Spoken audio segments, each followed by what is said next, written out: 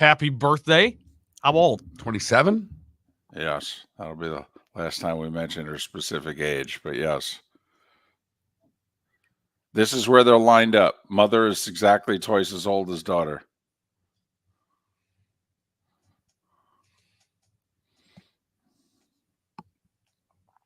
Trent, how was your weekend? It was good. It was pretty tame. I don't know. It started with the great Mexican dinner, right? Oh my, no, that night was terrible. I'll tell you guys about it soon, but not good. You screwed it up? I didn't screw anything up. She got hammered and Oh, made me look like a fool to my aunt and uncle, which Oh. did not fly. oh, It was not good. uh-oh. She got nervous being out. But no, she did. They drink too much when they're nervous. Oh, I had to do a lot of damage control on Saturday. Oh. Damage, smammage. It's aunt and uncle. Lighten up. Yeah, Francis. really. Yeah, they're fine, but we're taking a little break from that. We might circle back soon, but I would circle back. I will. I just, I want to give it. Yeah, I understand. I understand. He needs time to breathe. We're not live yet, are we? Or are we live? Yeah, we're live. Oh, okay. Wonderful. We go live at 5. And We go live at the same time every damn day. 5 minutes until the hour. Five. No, I got you. You're every good. day. I got this one over here. wow, what's coming out this morning? Do you have any damage control with your aunt and uncle when you didn't know about? No. No, I was talking to Mark. He's a little cranky. I only have one aunt. I know. God almighty, everybody's a little cranky this morning. It's usually I'm used to the other end of the line. So much damn positivity. It's kind of nice that I'm the happiest one on the show at 5:59. That'll change.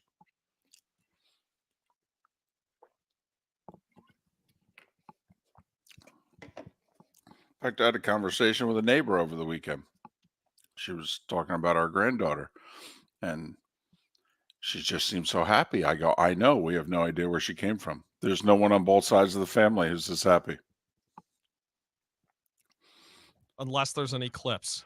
Yeah, my wife used to be, but those days are long gone. So I have no idea where she gets it from. Morning, everybody. By the way, our buddy Mac, who appears from time to time in our Twitch chat room, he texted me over the weekend. He's live from Iran. That's where he'll be taking in the show early part of the week. He'll be taking in Miller and Moulton live from the streets of Iran. Wow. I don't think we've ever been in the cafes of Iran before. So Miller and Moulton is a global brand. Right. I don't know about brand, but apparently we're adding plenty of frequent flyer miles to our account. Yes, and Paul, I did. I talked to a neighbor. Actually, she talked to me. Okay, here we go. I had to.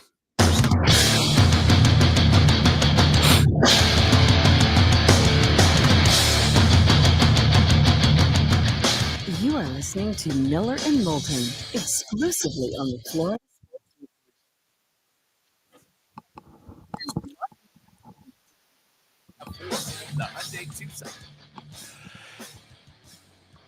Top of the morning to you on this final Monday of April. Hope you had a great weekend, and thanks so much for starting your week off with us. We need to get things started.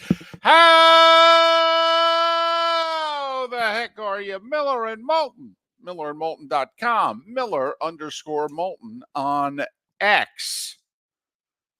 How was your weekend, my friend? Ups and downs, David. Ups and downs. Downs? I don't want to hear that. Things broke in the house that could be expensive.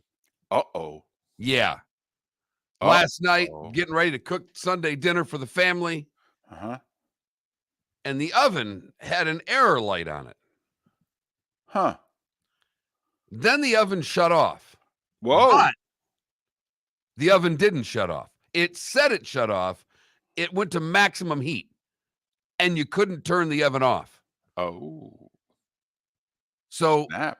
I have a gas oven. Uh-huh.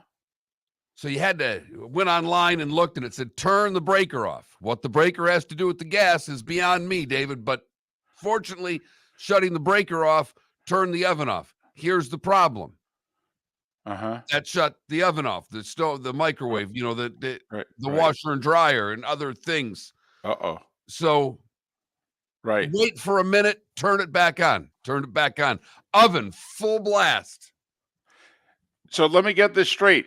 Just like all the technical issues in broadcasting, it's turn it off, turn it on. Apparently, that's the same solution to household appliances. It's the solution for everything these days, David. Turn it on, turn it off, turn it back on. Wait a minute, turn it back on again. But that didn't work. Okay. So now today, after the show, it's oven repair guy time, and there's no way that that's going to be inexpensive. No. First off, a home visit. So, right there you go. Cha-ching. That's a quick $1,000. That's basically the way I look at it anymore. Anytime someone shows up at your house to fix something, it's $1,000.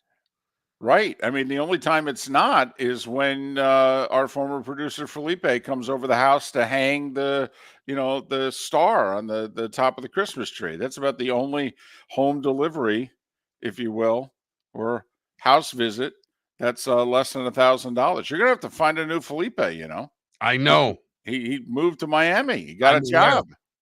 Yeah. So Trent, now that's part of the job. I don't know if we laid that out in the job description when you got it, but if you're still here around Christmas, heck, if we're still here around Christmas, but if you're still here around Christmas, you got to hang the Christmas ornament at the top of the tree. Answer the phones in the morning, host the podcast, hang Mark's wreath at Christmas. That's There it. you go. That's the job description. There you go. Yep.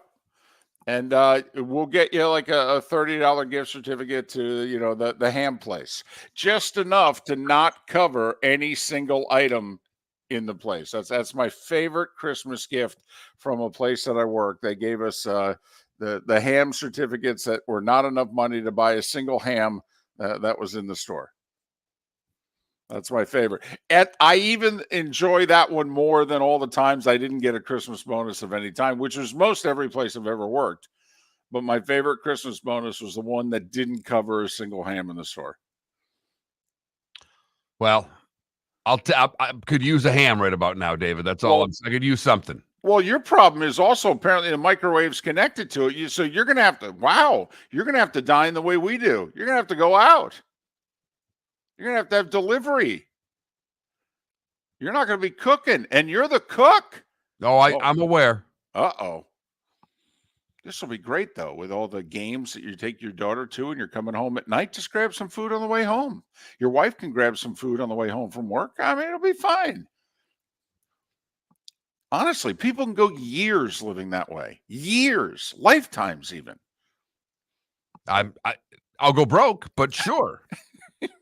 Because I don't eat at Little Caesars and fast food restaurants. So I understand. Well, this is where, for a few days, maybe you can't be the food snob. And I say that affectionately. Okay. That you are. You just have to, times, force one to behave differently. It's kind of like the Vancouver Canucks in goal right now. 3 goalies and 3 wins. I mean, that's kind of where you are right now. I mean, that you can't eat probably where you want to eat the next few days. That's all you got to do with what you have. You may go to an establishment that is the equivalent of calling up the AHL goalie. You got to do what you got to do. You just got to get through the series. That's the way you need to look at the first few days of this week. You're like the Canucks trying to get through the Preds. You're just trying to get through the series. What you don't want to do is become the Milwaukee Bucks. Essentially, you're without Giannis and Lillard here. Okay, stove and microwave. I mean, this is tough to get by. You're on the verge of getting eliminated from the playoffs here. You got to get creative. I feel like you're right. You're right. I got to dig deep, David. Yeah. Let's throw some cliches out there and let's Right. get after it. You're the Heat without Butler and Rozier here. I mean, what is the food equivalent to making 23 threes? You got to figure it out. Come on, Spo. Get creative. It's not the way you want to play, i.e., not the way you want to eat. But, desperate times.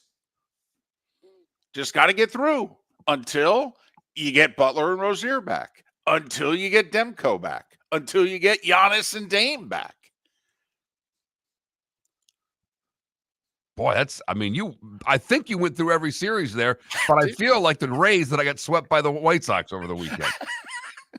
Well, you know what? The Rays went to the South Side and they tried to keep eating at the places that they normally eat at when they visit Chicago. They're not as healthy as they've been in the past. They're not as good as they've been in the last 10 years. And guess what? They went up to pay and they gave them their credit card and they said, you don't have insufficient funds, man. This ain't going to work. Yeah, how about that? Rays getting swept by the White Sox. Remember this weekend, Rays fans, because the difference between a wild card and missing the playoffs very well could have been the 3-game sweep at the hands of the Chicago White Sox. It's as bad of a weekend as you could have in sport. You mean a team that was 3-22? Yeah. When you showed up, having lost 7 in a row, and you didn't just lose the best of 3, you got swept, which is a good thing that you and I didn't talk, because I was going to say, however much money we have left in the account, don't you have to bet the Rays on Sunday against the White Sox? Come on. They're not going to get swept. They were swept. So, anyway. Mark, you need to be like the Dolphins were with the draft. Okay, they only had 5-6 picks and didn't have a 3rd and a 4th rounder, and they got creative. They traded back into the 4th round, ended up with 6 picks after all. Hell, there are people that think they won the draft. There are people that think nobody did more with less than the Dolphins. The Dolphins are getting damn near universal praise from the pundits. I don't know if they're getting praise from their fans, because their fans are like, yeah, we needed a center or a guard. What am I missing here? The offensive lineman you drafted is a tackle. What happened to the plug and play lineman? Huh? No? So, it's the beauty of the draft, right? Everybody's right or everybody's wrong. Okay, 100%. Everybody's right, in fact. If you think your team sucked, did a terrible job, you're right. I was going to say everybody. Whatever their opinion is on the draft right now is correct. Yes. You have no idea. Everybody's right. My team did a horrible job. Absolutely. My team had an awesome draft. It was fun. My daughter had a soccer tournament over the weekend, so I talked to a lot of dads. And all of them were right about the draft, David. Every one of them. Every one. And did every one of their teams, by the way, nail it? Get it right. This is my favorite Saturday night, Sunday morning, one of my favorite moments of the sports year. Reading the reviews that the experts give as to how the teams did in the draft. Mark, it's amazing. It's amazing. All of the misses that take place in the draft. It's well known for decades.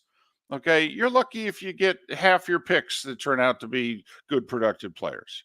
Yet, Mark, I read where essentially 31 of 32 teams got a B or higher on their draft.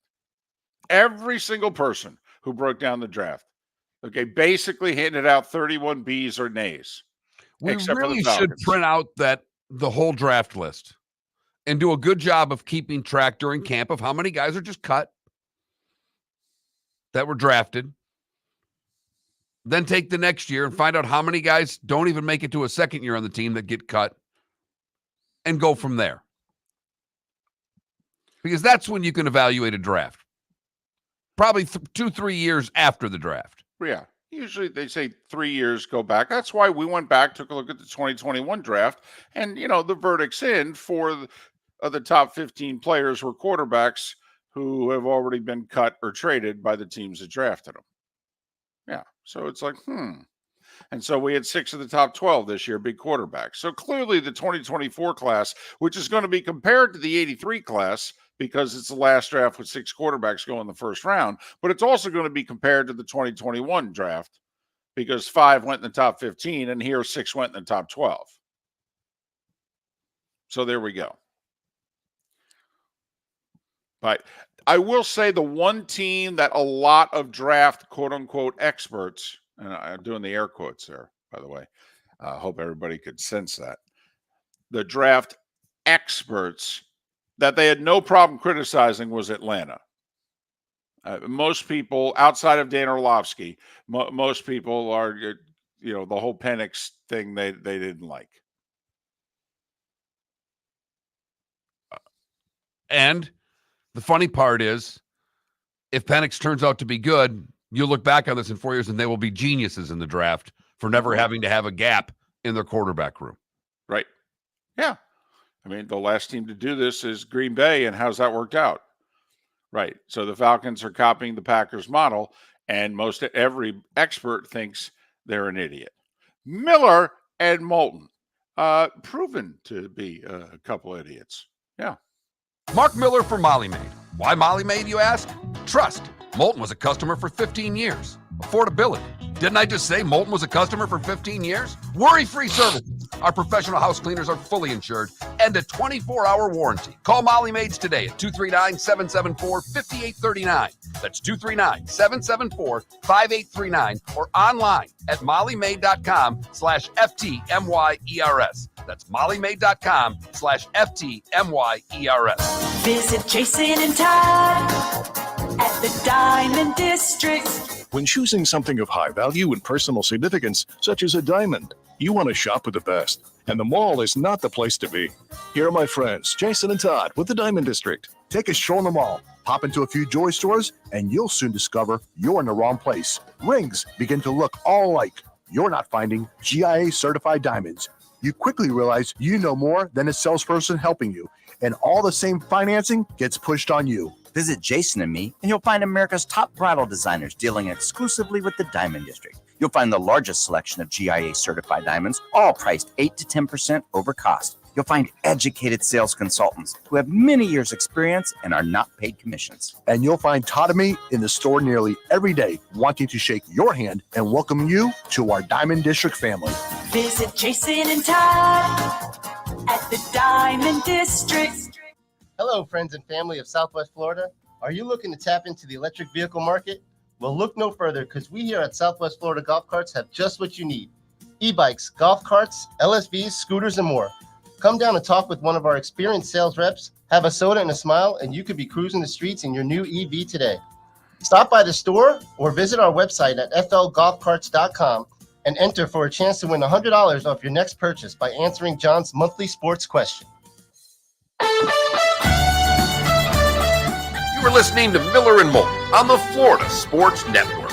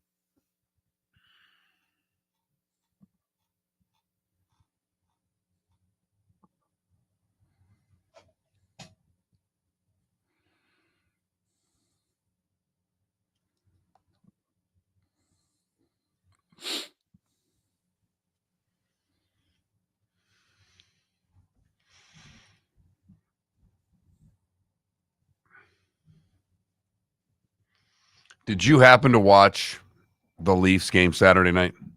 Oh, yeah. Oh, yes. Mm-hmm.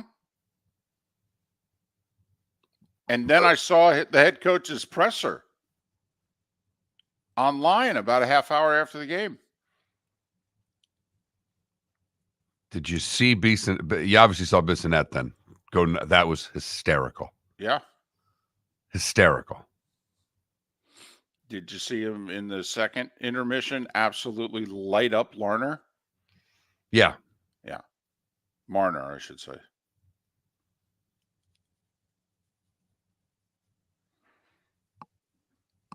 Anybody see Barkley? His weekend-long feud. First about the drinking water in Galveston. Then they found out Beyonce's mom's from Galveston. And so he's like, okay, I don't need any of the Beehive.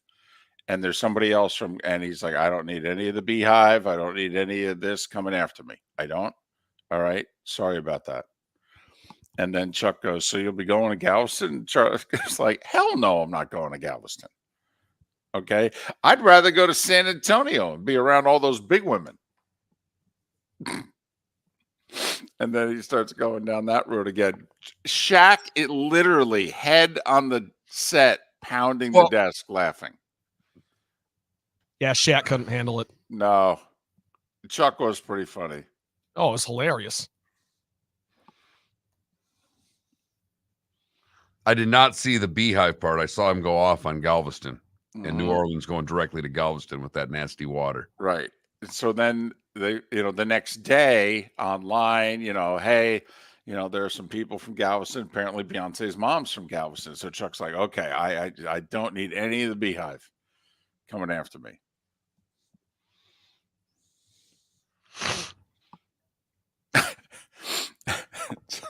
So you'll be going to Galveston? Hell no, I'm not going to Galveston. I'd rather go to San Antonio, be around all those big women. Which is, how long is that feud Chuck's had with San Antonio? Years. That's funny.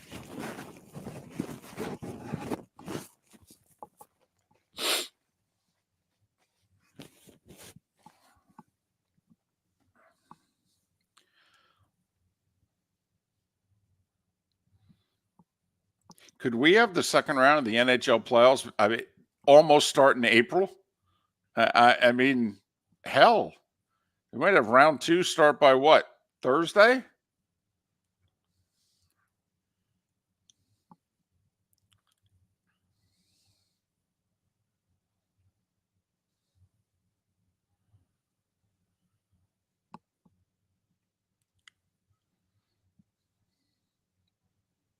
Yeah, Shaq does laugh hysterically because you get the sense that Chuck is saying what Shaq would love to say, but Shaq's got so many business interests saying.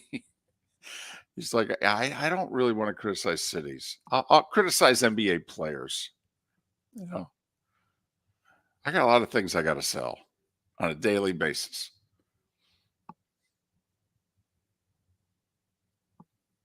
I know, Feeney. TJ Tampa didn't sign with Tampa.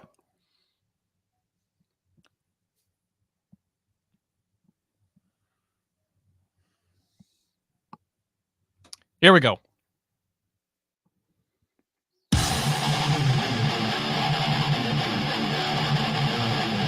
You're listening to Miller and Moulton, exclusively on the Florida Sports Network.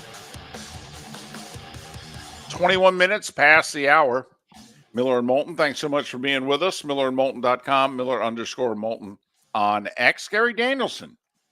In about 40 minutes, we'll just talk a little bit about the draft, quarterbacks. I was talking to him over the weekend. He's got a few thoughts about some things. I was going to ask you, did Gary kind of book himself? Well, we had a long talk yesterday, kind of put the whole draft in perspective, but all right, if I can. And for those that don't know, Gary and I are really good friends. All right. One of the best friends I've ever had in the world. And never mind what he's done for me professionally.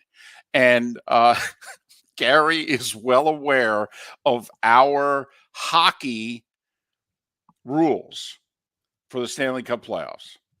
Okay. And particularly from a viewing standpoint, about overtime. And Gary is attending Game 5 of the Lightning and the Panthers tonight. He's attending.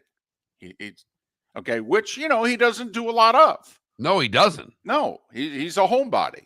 You know, he's got a big family, and he's always around. I mean, heck, he's, you know, got 14 grandkids. I mean, you know, Mark, you think you have a busy schedule with your soon-to-be 10-year-old daughter between the three sports that I mean, for months he comes home and, you know, his wife Christy's got the lineup. Okay, so-and-so's doing this and so-and-so's doing this. And he's like, okay, that's what we're doing, where we're going. I mean, when I talk to him on the weekend, he's always at a game. Absolutely. That's what you do. Yeah, he's in the stands at a game. Right. So he's well aware of our overtime rules. And he is exactly the opposite. And so he's going to a game tonight. And he doesn't stick around for overtime. And so we got into a discussion. I'm like, you're going. You're the guest of someone. Someone is driving you to the game, you know, a little over 100 miles, and you're a guest. And then, so are you going to be able to exert, you know, because we're out of here. No, we're out of here. Okay, we'll get to the car during the intermission. We can listen to it on the way home. Hell, we may even get home before the game winner scored. We're out of here. I said, well, you got to come on the show. And so I don't know what the answer is, because I said to you, before you come on the show, you have to talk to the person who invited you, and you have to say, listen, just so you know, here are the ground rules.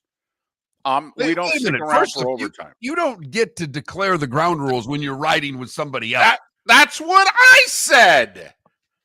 Okay. I don't know who he thinks does he think he's Gary Danielson or something? And so I go, have you discussed this with your buddy? And he goes, you know, come to think of it, I think we're going to have to. And I go, are you going to do it before you get in the car? Are you going to do it on the way over? You know, could the excitement of the game change your mind? So anyway, so I'll be honest with you.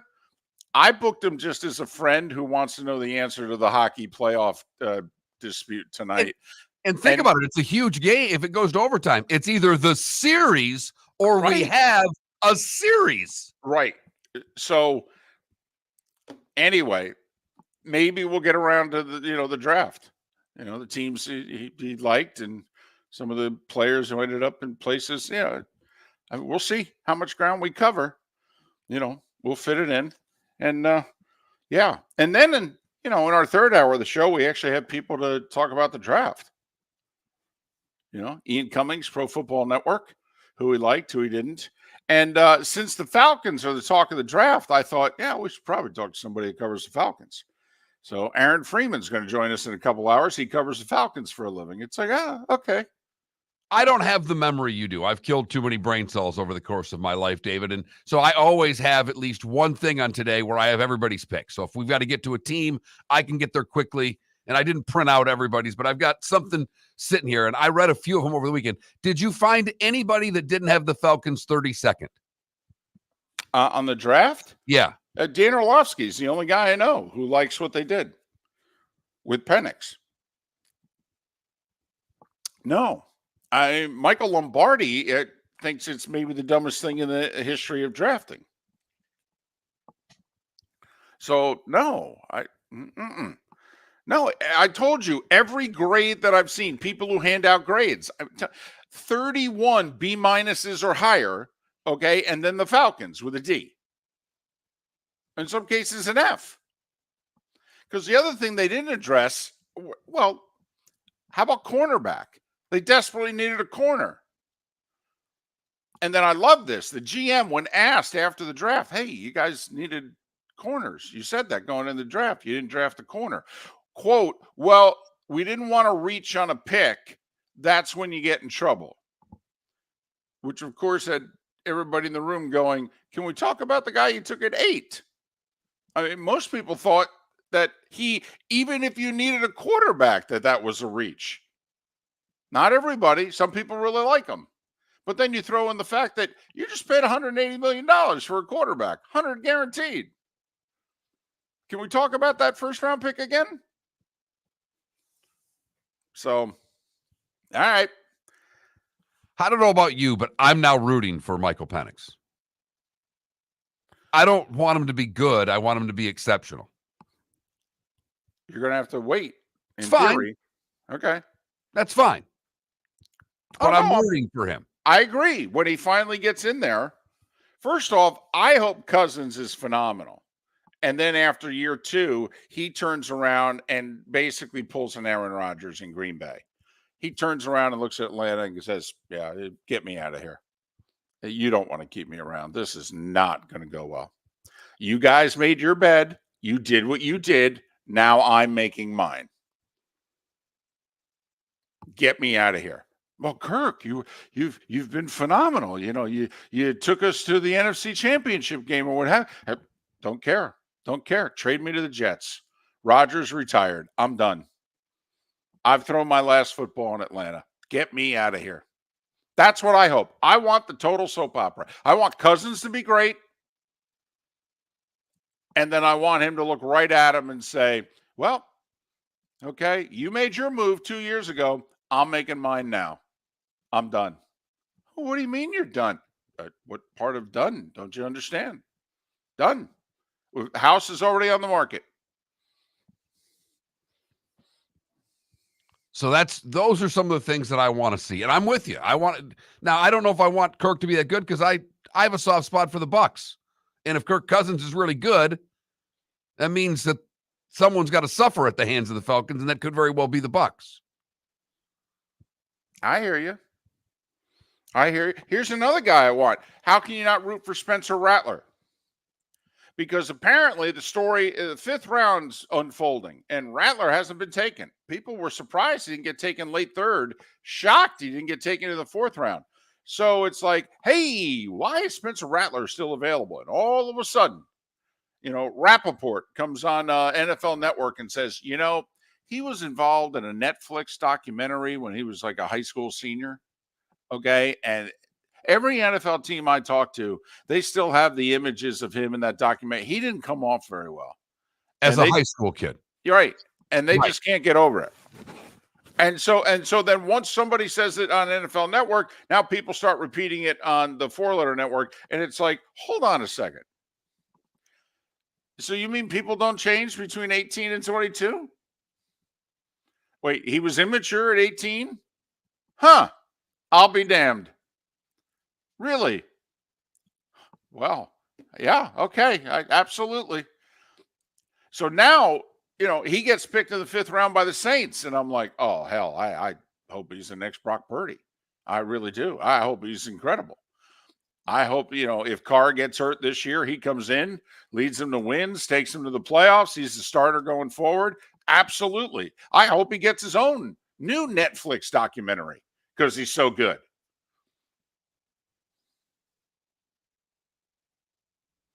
So there you go. You're rooting for Penix. I'm rooting for Rattler. And I'm with you on Rattler for obviously the same reasons. Watched the thing unfold, thought it was silly, to say the very least, that we're now holding his high school documentary against him as a pro prospect because, well, and even they talk about all the time. What do you want? You want a consistent character assessment, not one flaw 5 years ago. Ridiculous. Starting 5's next. The law firm of Michael F. Hornung specializes in criminal defense, DUI, personal injury, nursing home claims, and auto accidents. I'm a former prosecutor with over 34 years of experience. The information I know is information you need to know. If you've been arrested for a DUI, time is of the essence to maintain your driving privileges. Call the law firm of Michael F. Hornung for a free consultation. At the law firm of Michael F. Hornung, we are committed to excellence in your representation. Being a local attorney with local knowledge is clutch to the success of your case. For over 30 years, we have successfully represented the citizens of Southwest Florida. For a free consultation, call 239-437-0095. That's 239-437-0095. Our offices are conveniently located in Fort Myers. Visit online at mfh-law.com. Visit Jason and Todd at the Diamond District. When choosing something of high value and personal significance, such as a diamond, You want to shop with the best, and the mall is not the place to be. Here are my friends, Jason and Todd with the Diamond District. Take a stroll in the mall, pop into a few Joy stores, and you'll soon discover you're in the wrong place. Rings begin to look all alike. You're not finding GIA certified diamonds. You quickly realize you know more than a salesperson helping you, and all the same financing gets pushed on you. Visit Jason and me, and you'll find America's top bridal designers dealing exclusively with the Diamond District. You'll find the largest selection of GIA certified diamonds, all priced 8 to 10% over cost. You'll find educated sales consultants who have many years' experience and are not paid commissions. And you'll find Todd and me in the store nearly every day, wanting to shake your hand and welcome you to our Diamond District family. Visit Jason and Todd at the Diamond District. You were listening to Miller and Moulton on the Florida Sports Network.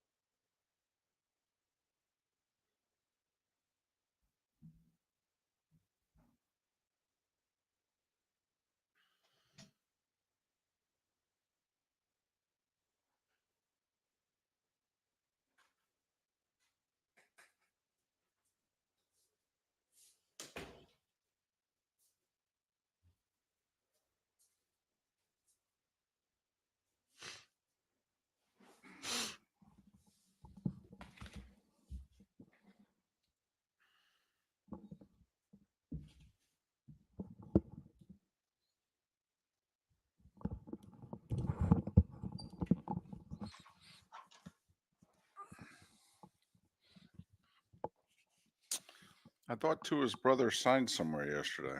Seattle, I thought.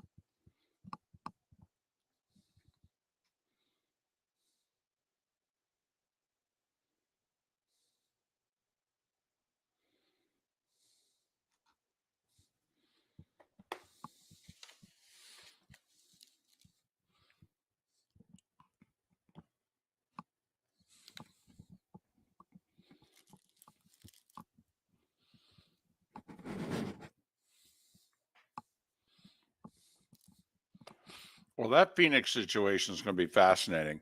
They have a first round pick this year, and then they don't have one for the next 6 drafts after that, nor do they have a second round pick. And they're already into the second tier. They can't sign anyone for anything other than the veteran minimum. they can't acquire anybody who makes $1 more than a player that they're trading them for. I mean, Yeah, they're screwed. Matasheba, listen, I love Isaiah Thomas as a player.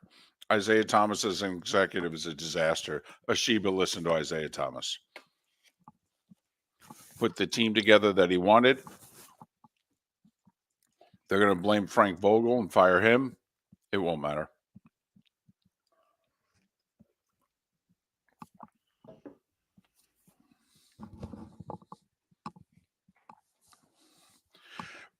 Beal's got a no trade clause, DC.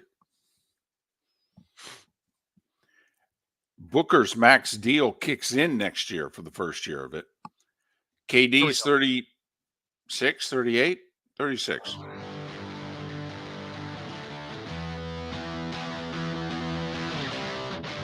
You're listening to Miller and Moulton, only on the Florida Sports Network. 22 minutes before the hour, Gary Danielson to join us at the top of the hour. Miller and Moulton, millerandmoulton.com, Miller_Moulton on X. Hope you had a great weekend, and thanks for starting your week off with us. Today's my daughter's birthday. Happy birthday, daughter. Yeah, she was born in Fargo. She's an only child. She's got a child of her own now. And life seems to be going pretty well for her. So, you know. And you're a hell of a babysitter. We were over the weekend. That was life wouldn't be going so well for her if it weren't for the babysitters, it looks like. Well, at least this past weekend, anyway. We gave that, our gift to her was 24 hours of babysitting. So we had the granddaughter from 11 a.m. Saturday to 11 a.m. Sunday, which is right before nap time. So, you know, we got her right before nap time, fed her, nap Saturday, and then had her all Sunday morning. And then it was like, all right, make sure you're here. You know, you take it from here. So they had a day and night to, you know, do their thing, spend it with family, friends, whatever they wanted to do, sleep in, which you don't get to do with a 2-year-old. So that was our gift to our daughter. That's not bad, right? Great gift. Huh. Okay. So, you know, with the way things are going, I mean, we may have to, you know, have that be a side business. You know, we too can watch your kid for 24 hours, put a price on it and all. No? So, no, I actually think that'd be a hell of a business model.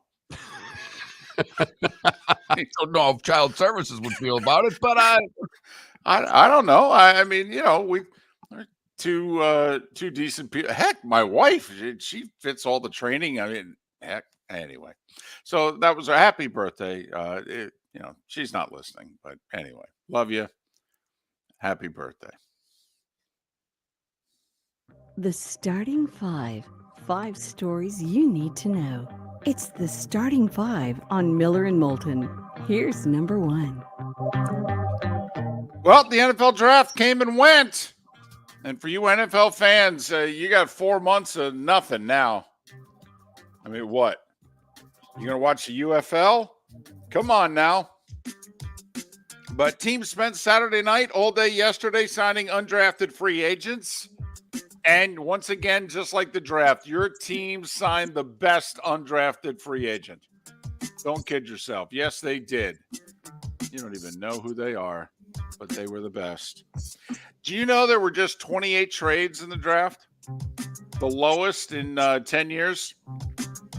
And the Eagles made 8 of the 28 trades, which ties a record for most trades by a team in the draft. Patriots and Texans, I believe, in recent years, both had drafts where they made 8 trades. And speaking of the Eagles, they're going to sign Jets flop Mekhi Becton, which is going to raise some eyebrows because the Eagles have one of the best offensive line coaches in the league, and I think Jeff Stoutland's his name. Apparently, he's the one who said, "Get me that big fella. I can do something with him." If he fixes him to be a competent tackle, what would that say about the coaching in New York? Uh-huh. That's exactly what it would say. Yep. Now, Becton, in fairness to the coaching in New York, was hurt and missed nearly two entire seasons in 21 and 22, and was still working his way back last year, but he played in 16 of the 17 games. So he's going to be the swing tackle mark in Philly.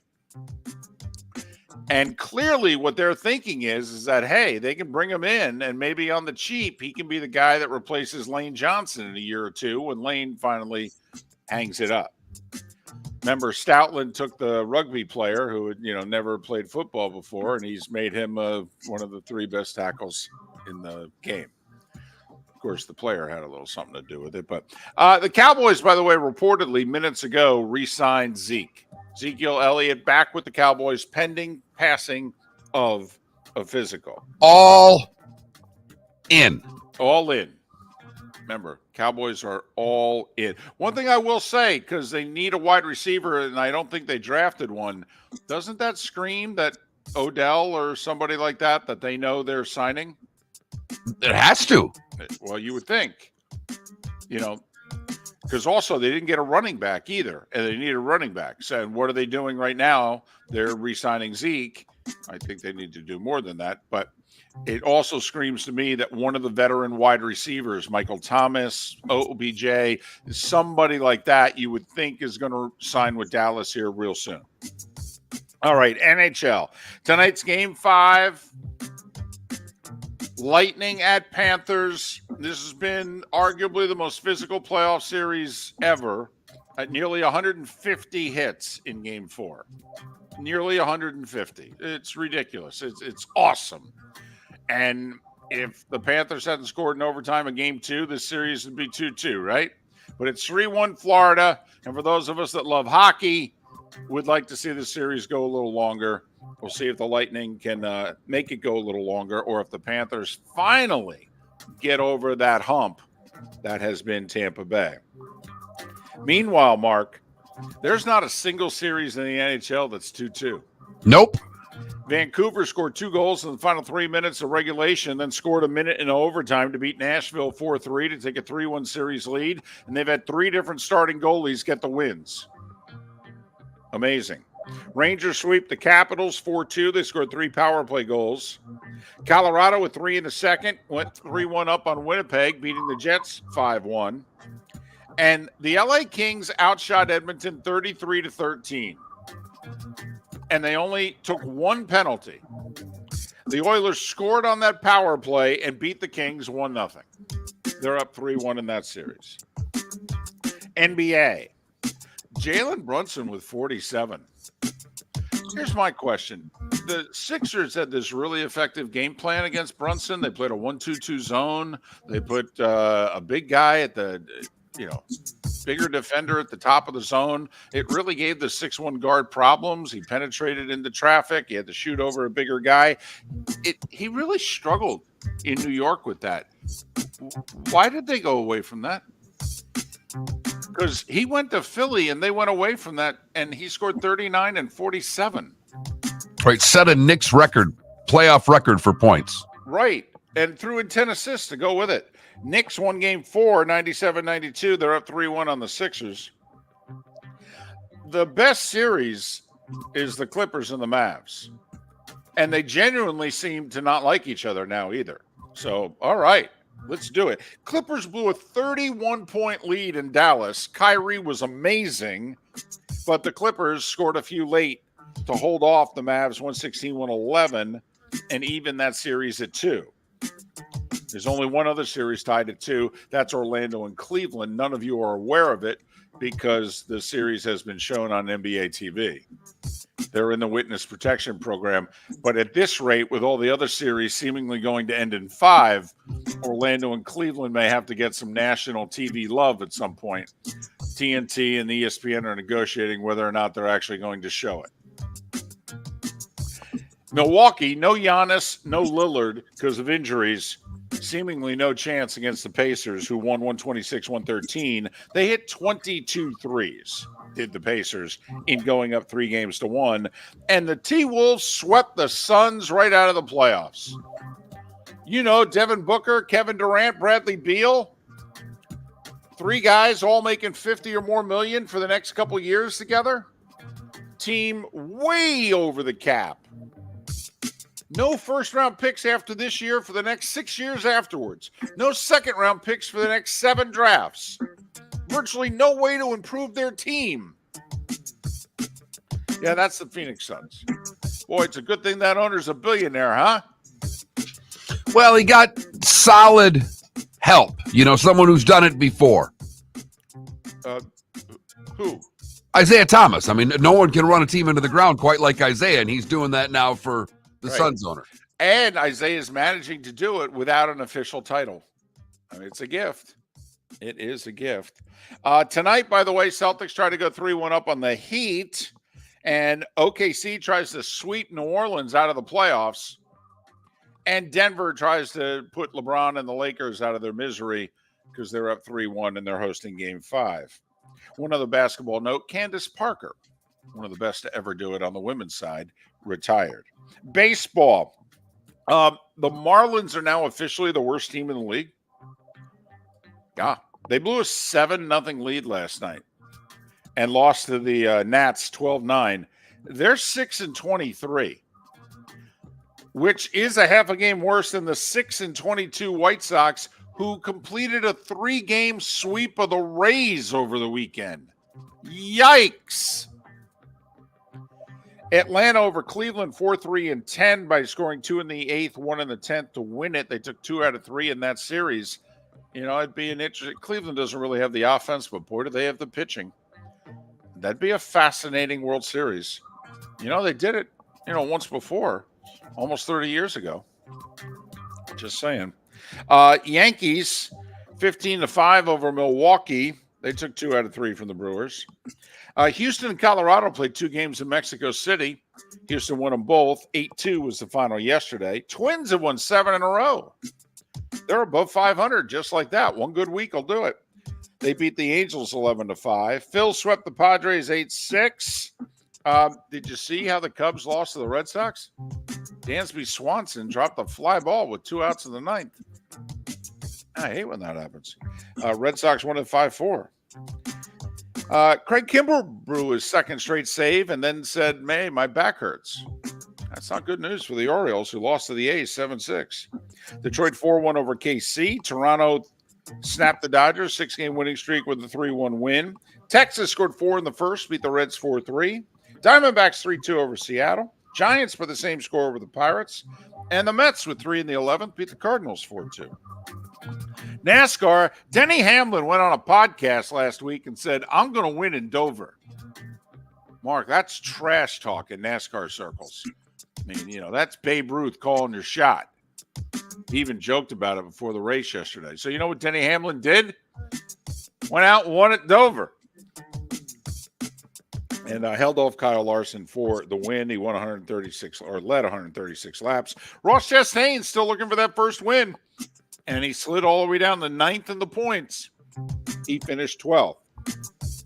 A lot of golf to talk about, Mark. PGA Tour was in New Orleans at the Zurich Classic. It's the team event. Rory McIlroy and Shane Lowry birdied 18 to force a playoff and then won the playoff. Career win on the PGA Tour, number 25 for Rory. He passed Gary Player and Dustin Johnson with that win. Some people making a big deal. Should you get credit for a win if it's a team win? Mark? Yes, absolutely. That's how the event's played. It's a team event. There's a winner. He won. I don't know what. Well, just as, some people like Randall Chambly, who pointed out that Sam Snead, 5 of his 82 wins were team wins. None of Tiger's 82 wins were team wins because he plays so well with others. Hello. I'm just impressed Rory showed up at this event. Not only did he show up, Mark, he was singing afterwards. There's, I don't know if it was drunk karaoke, but little Rory karaoke, I think, Don't Stop Believing. Okay, check it out. It's wrong for him. It's making the survey. LIV Tour was in Australia. They drew nearly 100,000 for the 3-day event. Brendan Steele with a one-shot win over Louis Oosthuizen. Ram Schwartzel and Joaquin Niemann finished 2 back. LPGA Tour, Hannah Green repeats in Los Angeles, winning the LA Open by 3. And at 8 minutes before the hour, that was the Starting Five every weekday morning at this time on Miller and Moulton. So there you go.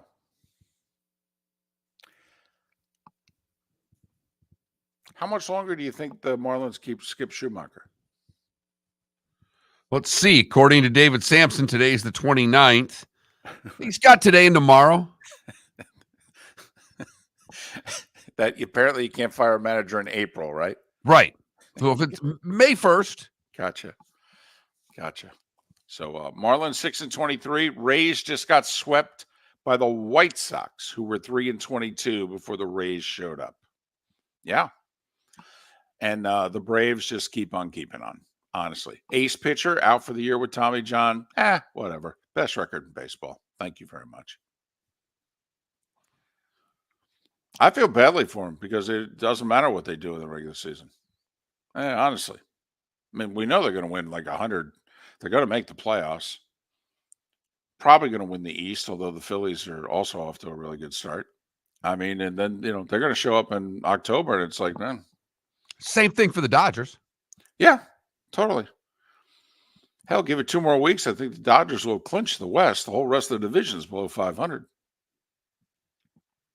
So there you go. That's our baseball talk and our baseball hour. Since based on what we hear, none of you give a damn anymore. Gary Danielson is next. Mark Miller for Molly Maid. Why Molly Maid, you ask? Trust. Moulton was a customer for 15 years. Affordability. Didn't I just say Moulton was a customer for 15 years? Worry-free services. Our professional house cleaners are fully insured and a 24-hour warranty. Call Molly Maids today at 239-774-5839. That's 239-774-5839 or online at mollymaid.com/FTMYERS. That's mollymaid.com/FTMYERS. The law firm of Michael F. Hornung has successfully represented the citizens of Southwest Florida for over 30 years. As a former prosecutor, the information I know is information you need to know. If you've been arrested for a DUI, a criminal matter, or involved in an auto accident, call the law firm of Michael F. Hornung. I'm a local attorney with local knowledge to assist you through the process. For a free consultation, call 239-437-0095. That's 239-437-0095. Offices in Fort Worth. Visit Jason and Todd at the Diamond District. 20 years ago, Jason and I had the idea for a jewelry store like no other, with a vast selection of certified diamonds priced 8 to 12% over cost. A team of individuals who are educated, driven, and believe in cultivating relationships. Today, we have become one of the largest independent jewelry stores in the country. Todd and I love what we do and are in the store nearly every day, along with our GIA gemologists, master jewelers, custom designers, and non-commissioned diamond consultants, all of which we consider family. As direct diamond importers, we travel the world, forging relationships and sourcing diamonds. What we love most about our business is that we can call Southwest Florida our home. If selection, value, and comfort are important to you, give the Diamond District an opportunity. You won't find a better diamond buying experience. Todd and I look forward to shaking your hand and welcoming you to our Diamond District family. At the Diamond District. Located on the East Trail, locally owned Naples Tiki Bar and Grill is an outdoor eatery next to the Hitching Post Shopping Center. Island-inspired food with a true tiki theme. The best place in Naples to enjoy the beautiful weather in Southwest Florida. The Naples Tiki Bar and Grill offers a great menu for dine-in or takeout. Enjoy our famous pulled pork, huge burgers, and tiki bar cocktails. Don't miss happy hour every day from 3 to 6 and live music 7 days a week. See you soon at the Naples Tiki Bar and Grill, 11498 Tamiami Trail East. Mark Miller for Molly Maid. Why Molly Maid, you ask? Trust. Moulton was a customer for 15 years. Affordability. Didn't I just say Moulton was a customer for 15 years? Worry-free services. Our professional house cleaners are fully insured and a 24-hour warranty. Call Molly Maids today at 239-774-5839. That's 239-774-5839 or online at mollymaid.com/FTMYERS. That's mollymaid.com/FTMYERS. You were listening to Miller and Moulton on the Florida Sports Network.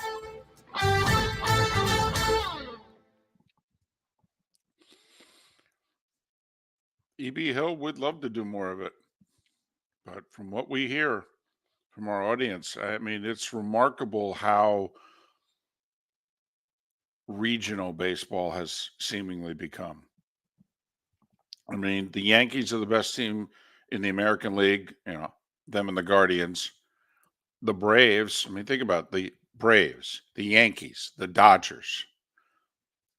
And yet, seemingly, people are like, yeah, okay, Juan Soto's off to a good start. Yeah, Yankees really hitting the ball. No, okay.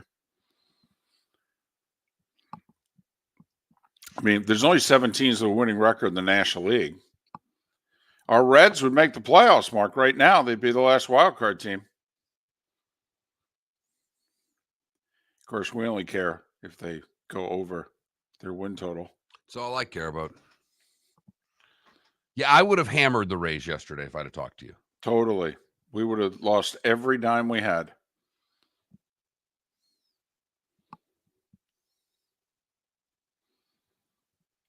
Did not see the marathon guy testing wine after every mile. Did you see Tepper stop in the bar and take the guy's hat off?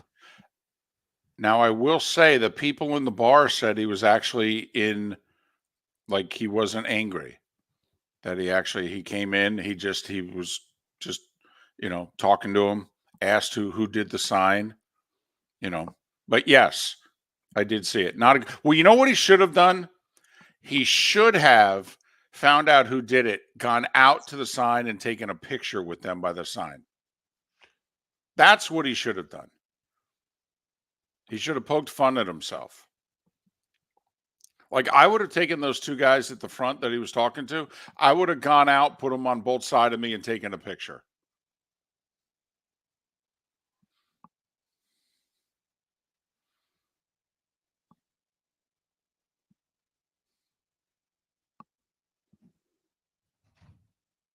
Like, I would have had video of, asking the manager, who do you think we should take? I'll pass it along. They may be more apt to listen to you this year than me, something like that. David Tepper is the owner of the Carolina Panthers.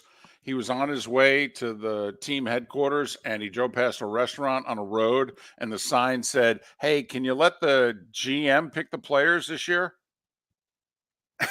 He pulled into the restaurant,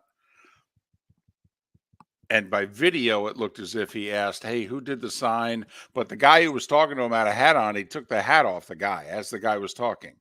That's rude. First off, at a lot of restaurants, they make you wear a hat for your hair and what have you. So,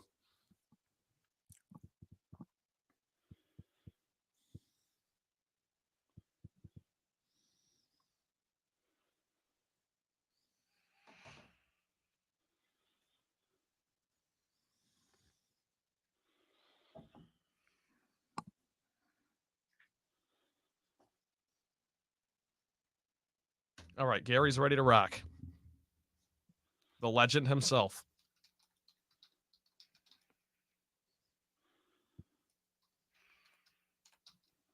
did you tell him that? Because he'd probably have a one-liner to come off that. He'd probably say something like, I'm not even a legend in my own house. Okay. My wife's the legend in our house. Here we go.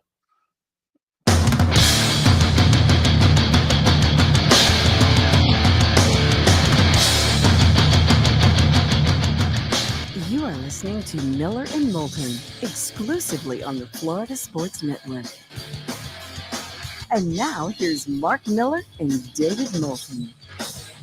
Longtime friend of the show and longtime college football analyst Gary Danielson is kind enough to join us, and we will get to the draft, I promise, coming up here shortly. But Gary, I don't know if you heard us earlier. Mark kind of asked, hey, what's Gary doing on the show? He normally doesn't come on unless it's during the season. And I said, well, we got into quite the dispute about NHL overtime. And so you're going to the Lightning Panthers game tonight, right? I have first game of any sport when I don't work that I've been to since Florida, Oklahoma National Championship.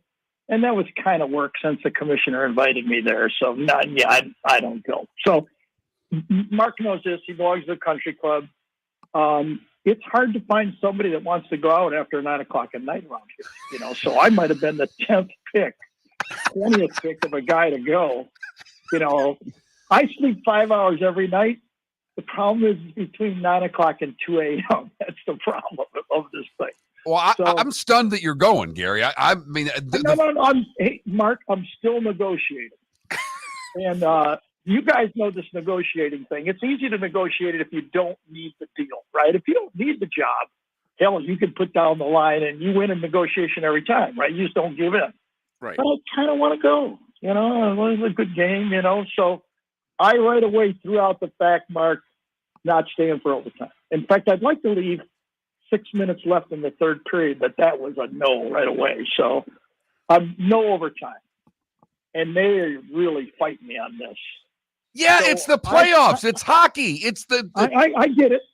And hey, listen, John Bednarski, a former NHL player, got the tickets. It's free. It's playoffs. A great game. So I countered with, I'll stay if Steve Yzerman shows up for overtime for Tampa Bay to play. And that didn't go. Right. I countered with Stamkos gets hurt and Phil Esposito shows up and puts a uniform on for the overtime. He'll be there, Espo will be there. I could see that happening, and that didn't fly.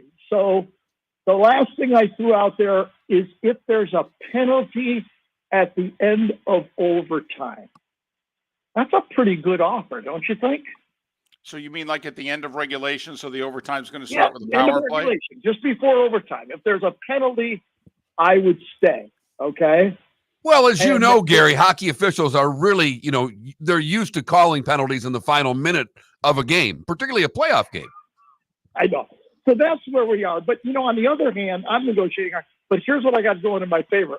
I don't think they can find anybody else to replace me around here. Nobody stays up past 9 o'clock at night, all right? And the other is I'm good conversation in the car, and I think I can drive a hard bargain. So that's where I'm at right now. It's not a done deal, but so we're at an impasse as to whether or not you're going to stay if the game goes into overtime. Oh, I'm not staying. I'm Ubering back.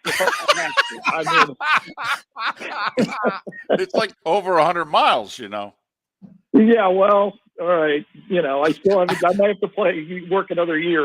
I don't know if you can bill that to CBS. You might as well send it in, see if they take care of it. They got a new president now. After all, he might miss it. All right. I'm still negotiating. All right, what's up? Well, what'd you think, of the draft? When you were taking in the draft, what interested you? So my number one thought was the draft was just how big of a deal it was. The way, of course, Detroit showed up. I knew that would happen. They were into it. The Lions are great, and their players are looked on, the way the Tigers and the Red Wings players were, and the Piston players in the day with Isaiah and Lambier and Rodman. They are at the top of the Detroit fans. So I knew they'd show up. But bigger than that, I just think the NFL should get on their hands and knees and thank this system that's out there that produces 30 to 50 recognizable stars that people from all around the country want to see where they go if they're going to go to their team. The best minor league system that any pro sport has. And I think right now college football should realize that and go right to the NFL and say, we got to have one more Saturday of football without you jumping into the game. That's the least you can do. We need to grow our game. We need one more Saturday. Come on, Jerry. Come on, you guys, Kraft. We give you stars. You got to give us the opportunity to move our game into the 24, and we need one more weekend. Could they not do that for the free system they have to produce players that can walk right into that locker room and play. It sounds, in theory, like a really good idea, but the NFL doesn't take a backseat to anybody, and they say no to everybody. I mean, they've taken over Christmas from the NBA. They've completely taken that away. And everything you say, I agree with, but I can't see the NFL. I still can't see the NFL doing it, Gary. I don't have a Bison and Esposito card. I was going to say, what's conversation thing ain't going to right? I would, if I was the college teams, I would just start saying, well, then we're not letting you on campus. I don't know, but they have to negotiate a little bit right here. If you're Sankey, Petiti, if you're Fox, you're ESPN, you're big money guys for the NFL too. Don't you have to walk in there and say, listen, this is good for all of us? And what Gary's referencing is that right now, when college football wants to start their expanded playoff, their first weekend, the NFL has 3 games scheduled that Saturday. Almost all of them are on an NFL network. And, obviously the NFL getting in the way of your product. And so that's what Gary is referencing. Obviously, 6 quarterbacks in the first 12 picks. Right. That's the headlines. Just curious, any of them and where they ended up and your thoughts. You know what I know? What I know about this, and let me try to put it a different way. I mean, this rating quarterbacks and drafting quarterbacks and where you take them, and I think we all realize that in pro football, you can go with a lot of positions. You can put a lot of patches on your team. You can go out and make a rookie player like Nakua at the Rams with Matt Stafford. You can find players pretty much, not if you have a run at any one position. I get that. 3 or 4 injuries in the offensive line, 1 or 2 injuries could upend you. But you got to have a quarterback. So the way I look at this is you got to take your best shot, no matter when you draft. If you say, I can get this guy at 17 and somebody takes him at 12, you're kicking yourself for a whole year. But it's a little bit, to me, like playing poker or blackjack. You can make all the right decisions. You could hit at the exact right time. You can pass at the exact right time. You can take a card. You can fold. You can do everything exactly right. But the deck can work against you, and you can still lose. So there's no sure thing here. It's just the cost of business. You have to do it. So with that said, the first thing that struck me in the draft was how much of a personality Caleb Williams has, and what a great fit Chicago has to have a guy like. They just don't have that superstar with the Bears since Walter Payton, really, that could just get the fans in touch with it. He walked out there with a demeanor. He just felt like a star when he walked out there. He's got a lot of great parts of his football game. I think if he can learn, like, Mahomes, to create the big plays and limit the bad plays just a bit. It's going to take a while, maybe. But, in the NFL, if you can make 3, 4 big plays in a game and only make 1 or 2 bad plays, that might be enough nowadays.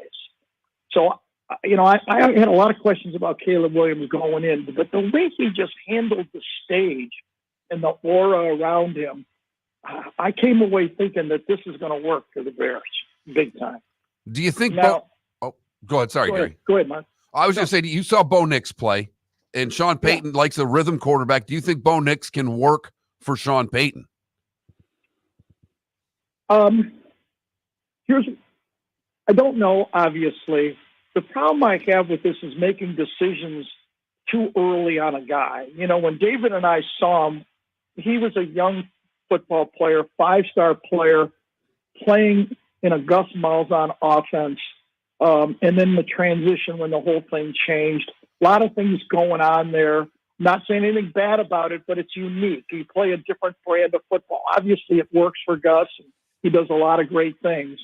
But sometimes for a quarterback, it doesn't train you to be, the quarterback you want to be in the NFL. So sometimes you get a bit jaded watching a guy play as a freshman and sophomore, forget that he grew up, went to Oregon, there's some guys out there that think, I saw the podcast that think he's a really good player, and broke down his film and I listened to it. And I'll put it this way. He has the frame and the arm, and I believe the discipline and kind of just the upbringing that if there's a way to get it done, he's going to get it done. So I think it's worth a shot for Denver. Is he better than Drake May? I don't know. I really don't know. But I think if you take it all into account, the hit and miss of the last 10 years of quarterbacking, I don't see how Denver could have passed on him. And athletically, he's got a chance. His arm is fantastic, and he's got a good coach. So now how do they bring him along? That'll be the next phase of it. Only have about 30 seconds. Do you think the dynamic will work and be okay in Atlanta with the heir apparent in the room? Best guys to try to make it work. Okay, both of them have great personalities. They're good human beings. They're family men. I think they understand they don't want to be bigger than the team. Kirk will, I think, bring along and train Penix. I don't love it. Obviously, if I'm Kirk, I don't understand it. I get that. If I'm Penix, I don't love it. I put 6 years of college in. I want to be ready to play more than 3 years from now. It's going to be uncomfortable. But listen, if Kirk Cousins goes down in the first 5-6 games or in year 1 or year 2, boy, everybody should hide what they think about this draft right here about the Atlanta Falcons, because they're going to look pretty dumb about this. All right, I'll try to get an answer tonight for tomorrow's show. Gary Danielson, will he stick around to the end of the Lightning and Panthers? Never mind if it goes overtime. And oh, by the way, Gary, thanks for the football talk. Mark Miller for Molly Maid. Why Molly Maid, you ask? Trust. Moulton was a customer for 15 years. Affordability. Didn't I just say Moulton was a customer for 15 years? Worry-free services. Our professional house cleaners are fully insured and a 24-hour warranty. Call Molly Maids today at 239-774-5839. That's 239-774-5839 or online at mollymaid.com/FTMYERS. That's mollymaid.com/FTMYERS. The law firm of Michael F. Hornung has successfully represented the citizens of Southwest Florida for over 30 years. As a former prosecutor, the information I know is information you need to know. If you've been arrested for a DUI, a criminal matter, or involved in an auto accident, call the law firm of Michael F. Hornung.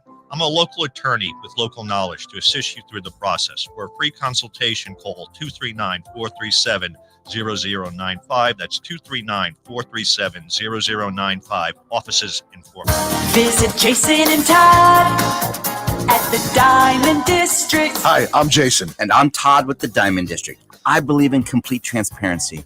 If you're shopping for diamonds in Naples, you're paying too much. If you're shopping in the Cape or Fort Myers, you also won't see the selection you deserve to have.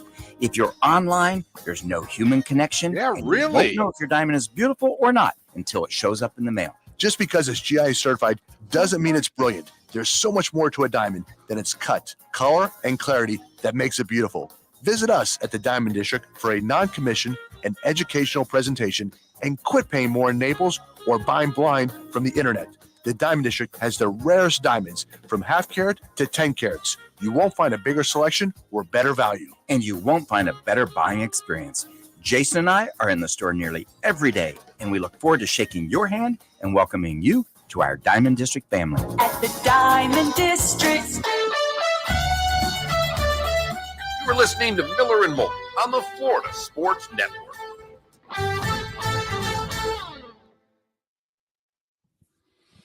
DC, I am with you. Here's my guess, having not talked to Trent about this, that he hasn't done laundry. He was busy all weekend. He didn't do laundry. And this is like the last shirt in his drawer. And he has to go home and do laundry today. Hey, Trent, 1975 called. They want their shirt back. Unbelievable. I do have a class picture with that on. That I've got a couple. Do you of have a these. baseball jersey that you're going to wear over that? I'm meeting my friends at the Sandlot in about 2 hours. 3 hours for the show. That screams you haven't done laundry, doesn't No, it? you hit the nail on the head. Yeah, I haven't done any laundry, and I'm actually wearing my Nike shorts that have the liner in them, so I don't have to wear underwear. I'm completely out. Yeah, Completely out. somebody was busy all weekend and didn't get around to anything. So I got the Hey Dudes on because I can wear them without socks. I am at. We're scraping the bottom of the barrel. there you go. So today's a laundry day. Yep. I'll be decked out tomorrow. That is true, Johnny Mac. It is Bad News Bears, Mark, isn't it? Yes. All he needs is just a little thing along the front. It is very much. I don't know if you've ever seen the original movie Bad News Bears, but it does look like you're wearing one of their tops, especially if you put the team thing right along the chest. I've got a couple of these. I've got like yellow, green. Paul says he had one of those his freshman year of high school, which was the early 80s. Back in the 80s.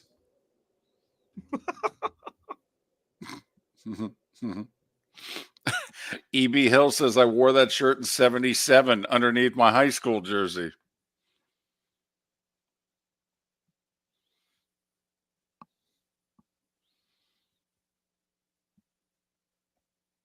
Jim and Alva, Chico's bail bonds. It's so true.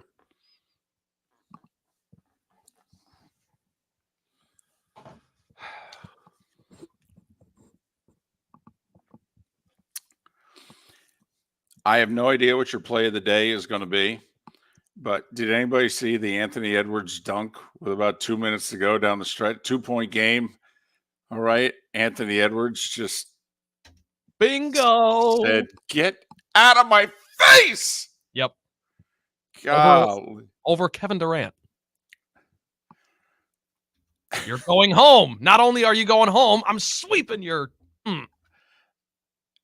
Anybody see? I doubt it because A, the number of NBA people we have listening to the show, but also B, the time it was on. Anybody see Anthony Edwards and Karl Anthony Towns post game? No. So Karl Anthony's getting asked about his effectiveness, as the series goes on, coming back from injury. You seem like you're getting in the flow. And Edwards just cuts him off and goes, well, he stopped getting in foul trouble.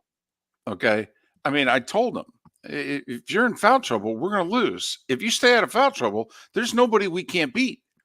And so he just starts throwing F-bombs around. He basically looks at the guy and he says, just stop effing fouling.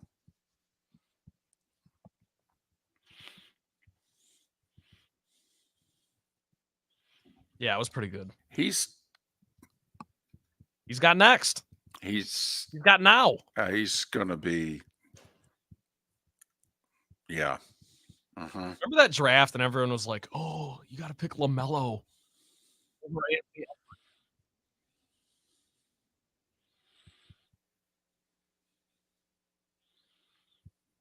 Yeah, he is really good. He's great, actually.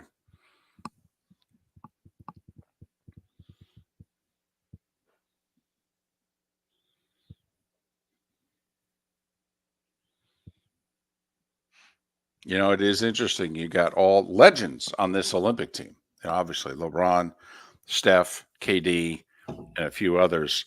And Anthony Edwards is going to be standing there going, I can kick all of your butts right now, right? I mean, at one time, I know you're all better than me, but not today.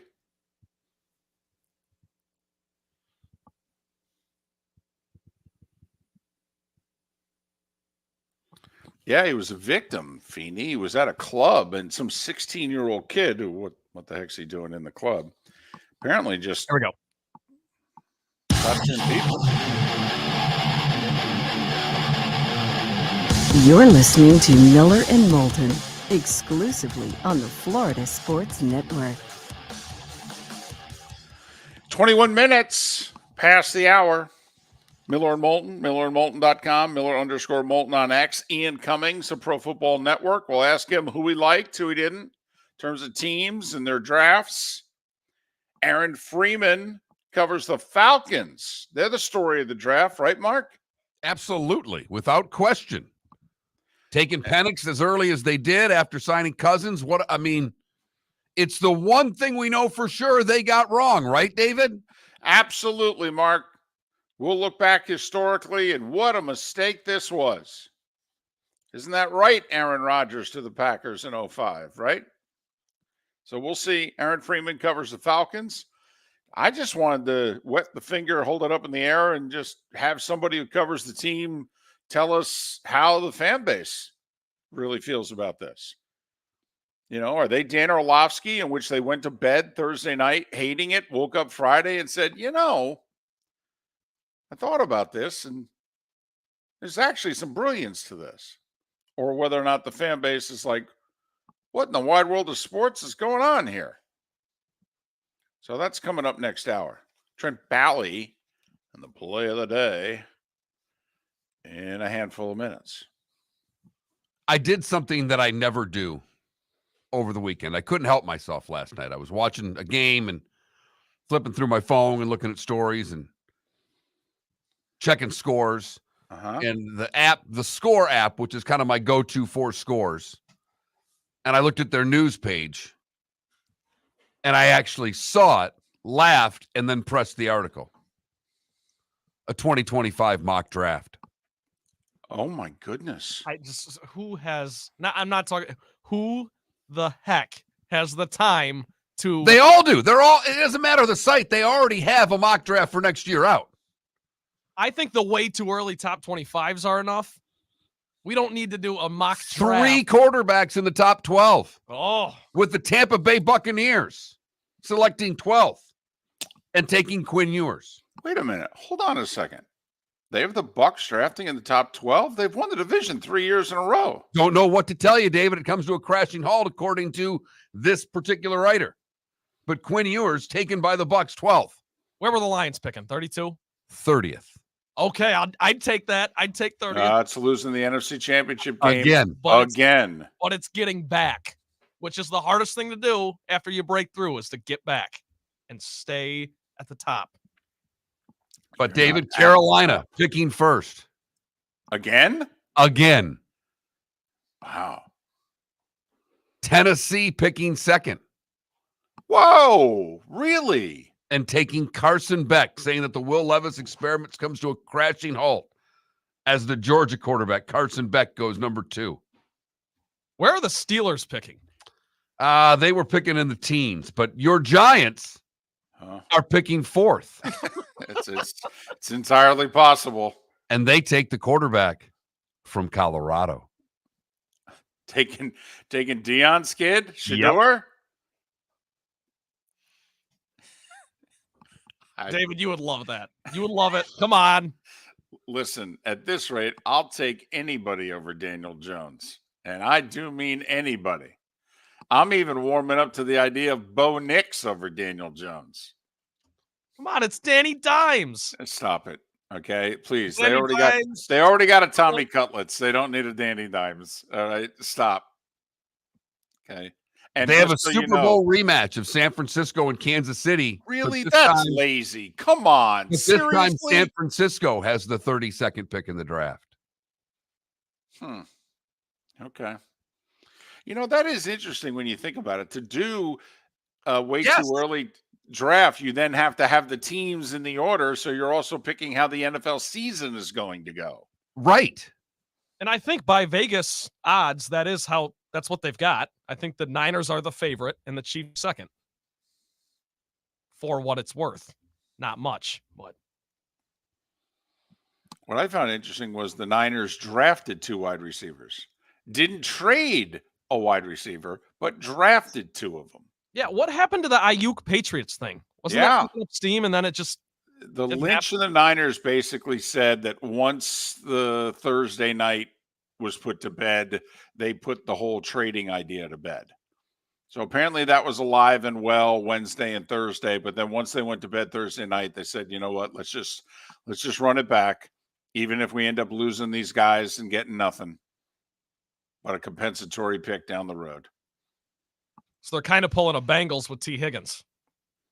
It looks that way with Ayuk. I mean, I guess they could franchise him, but their cap situation as it is right now is a woof.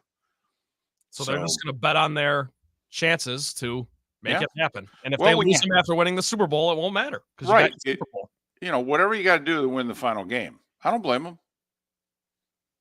I don't blame them. Hell, the Bengals have never won the final game. What if you win the title and lose T. Higgins? Seriously, what Bengals fan wouldn't go? Who cares? Yeah. I'll help move. Right. Well, also at the clip that receivers are hitting nowadays, I mean, just they drafted 2 of them. They probably got confidence one of those guys can be as good as Ayuk someday.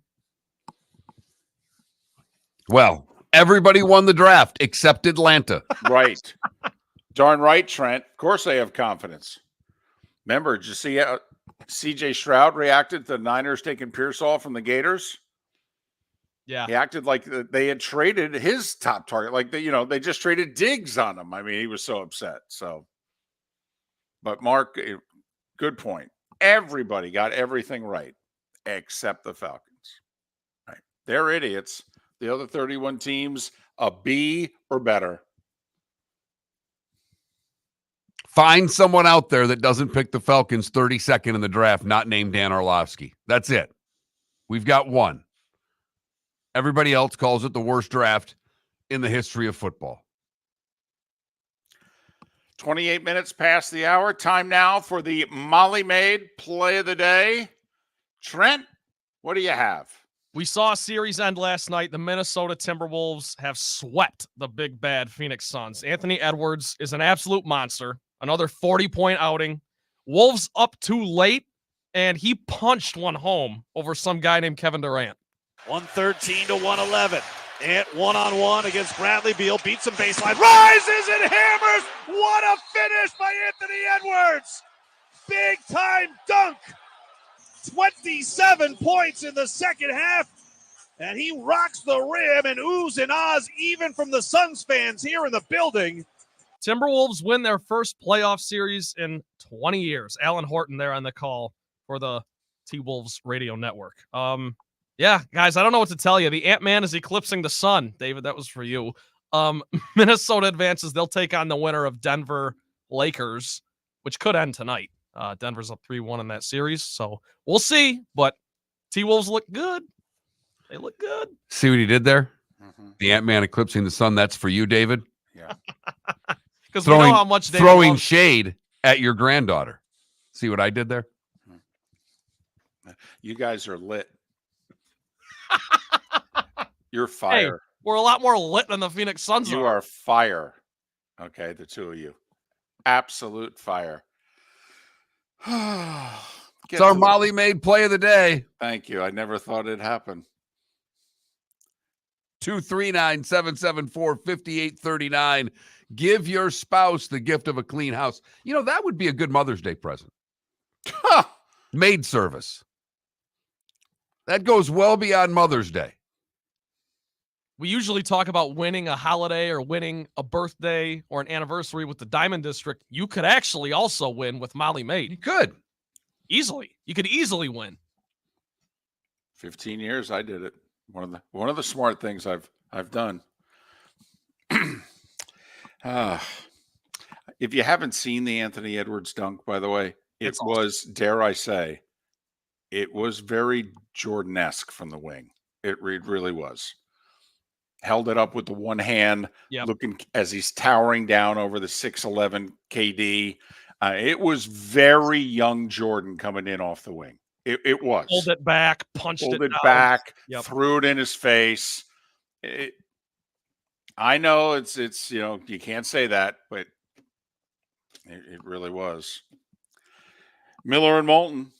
All right, your team's draft was great. Well, maybe not. The law firm of Michael F. Hornung specializes in criminal defense, DUI, personal injury, nursing home claims, and auto accidents. I'm a former prosecutor with over 34 years of experience. The information I know is information you need to know. If you've been arrested for a DUI, time is of the essence to maintain your driving privileges. Call the law firm of Michael F. Hornung for a free consultation. At the law firm of Michael F. Hornung, we are committed to excellence in your representation. Being a local attorney with local knowledge is clutch to the success of your case. For over 30 years, we have successfully represented the citizens of Southwest Florida.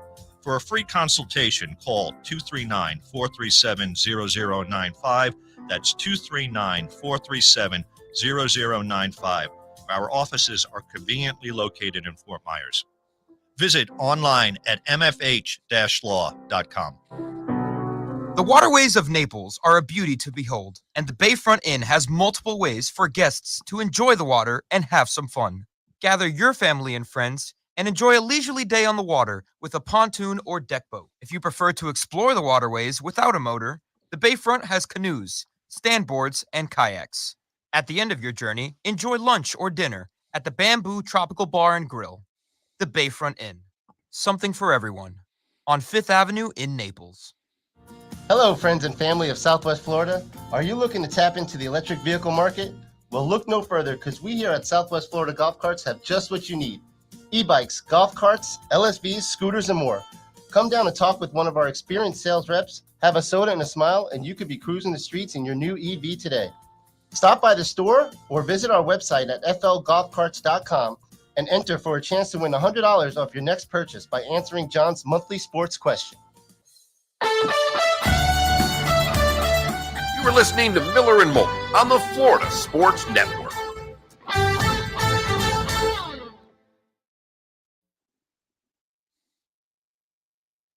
You guys Robert De Niro fans? Absolutely. What's his best performance, do you think? This was a point of contention in my group chat last night. Raging Bull. You're probably right, and it's not seen by as many people as some of the obviously more famous movies. Raging Bull was what one of my friends was dying on the hill for. And you can. Godfather 2? Okay. I said Taxi Driver. Although that movie's a little disturbing. It's very disturbing. But I think he's brilliant in it. But, then there are some people that like him in the comedies. Meet the Parents. He's excellent.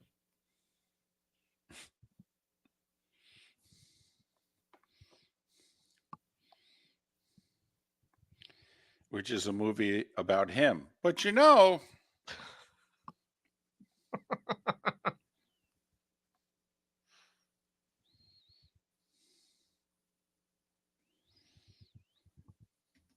David, you ever do any acting? Oh yeah, all through absolutely grade school, junior high, high school. I was in a lot of plays. Yeah. Okay.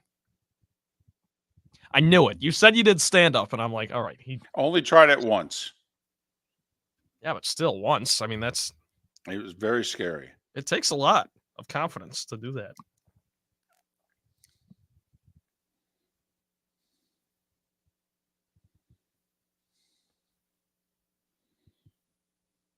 Well, for what it's worth, his 2 Oscars are for Godfather Part 2 and for Raging Bull. Actor in Raging Bull, supporting in Godfather. I mean, he was nominated in Taxi Driver, The Deer Hunter, Awakenings, Cape Fear, Silver Linings Playbook, Killers of the Flower Moon is what he's been nominated for. Saw Cape Fear once. That was enough.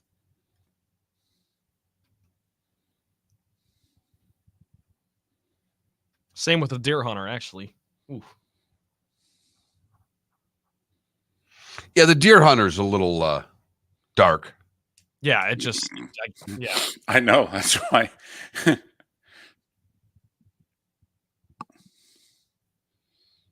Although, who's great in that is Christopher Walken. Yes. Excellent. Didn't he win an Oscar for that? Supporting actor, I think, he would have been the lead actor in that, wouldn't he have? Or was he supporting? That would be interesting. I don't know. Yeah. That's always kind of weird sometimes. Like they, I think for Godfather, like the first one, Pacino was nominated for supporting actor, but he has the most screen time in the movie. So it doesn't really...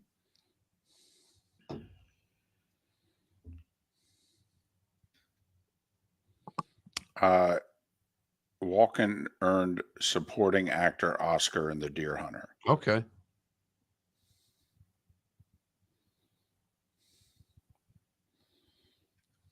Yes, Stratharian. Feed Zeke. He's back.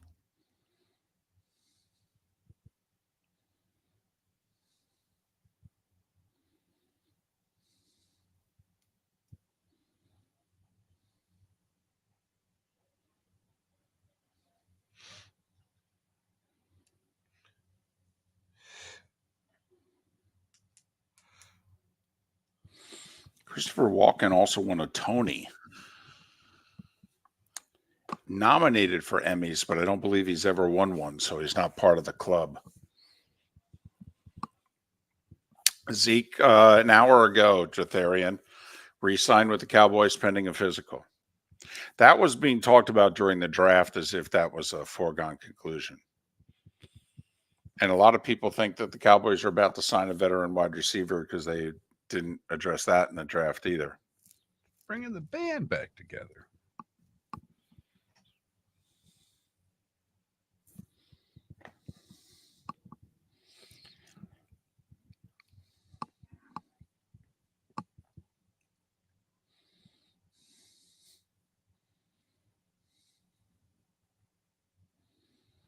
All right, we got Ian, and wait, he's not supposed to be on yet, is he? No.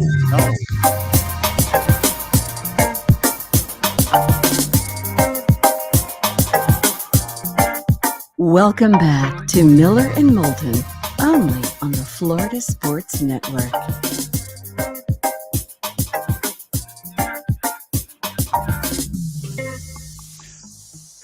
$22 minutes before the hour. Miller and Moulton. MillerandMoulton.com, Miller_Moulton on X. Thanks so much for being with us. Ian Cummings to join us at the top of the hour. Top of the hour. Top of the hour. Aaron Freeman, who covers the Falcons, he will join us 1 hour from now. Well, to give you an idea, Pro Football Network, where Ian Cummings works, and he'll be joining us a little over 20 minutes. Falcons got a D. Everyone else got a B- or higher. And their grading system, if you will, is very different than other places. Like the Dolphins are getting a lot of applause from many a draft pundit. Pro Football Network gave their draft a B- for what it's worth. Yeah, I have the Athletic team by team in front of me, and they have the Falcons 32nd, but they weren't high on any of the Florida teams for that matter. They had the Bucks, the Dolphins the best at 21, I believe. The Bucks at 22. And the Jags? Or I'm sorry, the Bucks at 22, the Dolphins at 23, and the Jags at 29. Pro Football Network overall grades. Dolphins had the worst grade of the AFC, along with the Texans, according to Pro Football Network. The A's were the Colts, the Steelers, and 3 of the 4 teams in the AFC West. Chiefs, Raiders, and Chargers. Raiders draft I found interesting. You know, Brock Bowers, yeah, but did they need him? They took him, but did they need him? By the way, in the NFC, Mark, 4 teams got A's. In fact, they gave an A+ to the Bears. And then 3 more teams in the West, Rams, Seahawks, and Cardinals. According to Pro Football Network, all got A's. Falcons got a D. Packers and Niners both got B-. So there, that's the grading system from Pro Football Network. Ian Cummings will join us coming up in a moment. Now, there's a guy that we like, Mark. You know, Warren Sharp, analytical guy. All right, he's one of the first analytic guys a few years ago that you and I said, we can debate, whether people do too much analytics, but man, this guy's info is really good. He backs up what he says with the analytics, and you're like, yeah, okay. So we listen to what Warren Sharp has to say.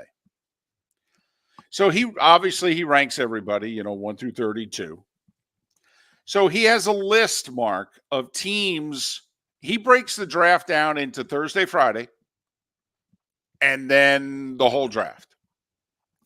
So he has 7 teams who finished in his top 10 in both rounds 1 through 3, and then grading the whole draft rounds 1 through 7.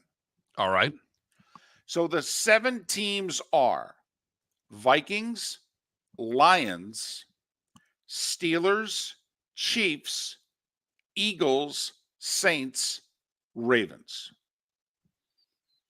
So 7 teams had top 10 drafts, but also top 10 first 2 days.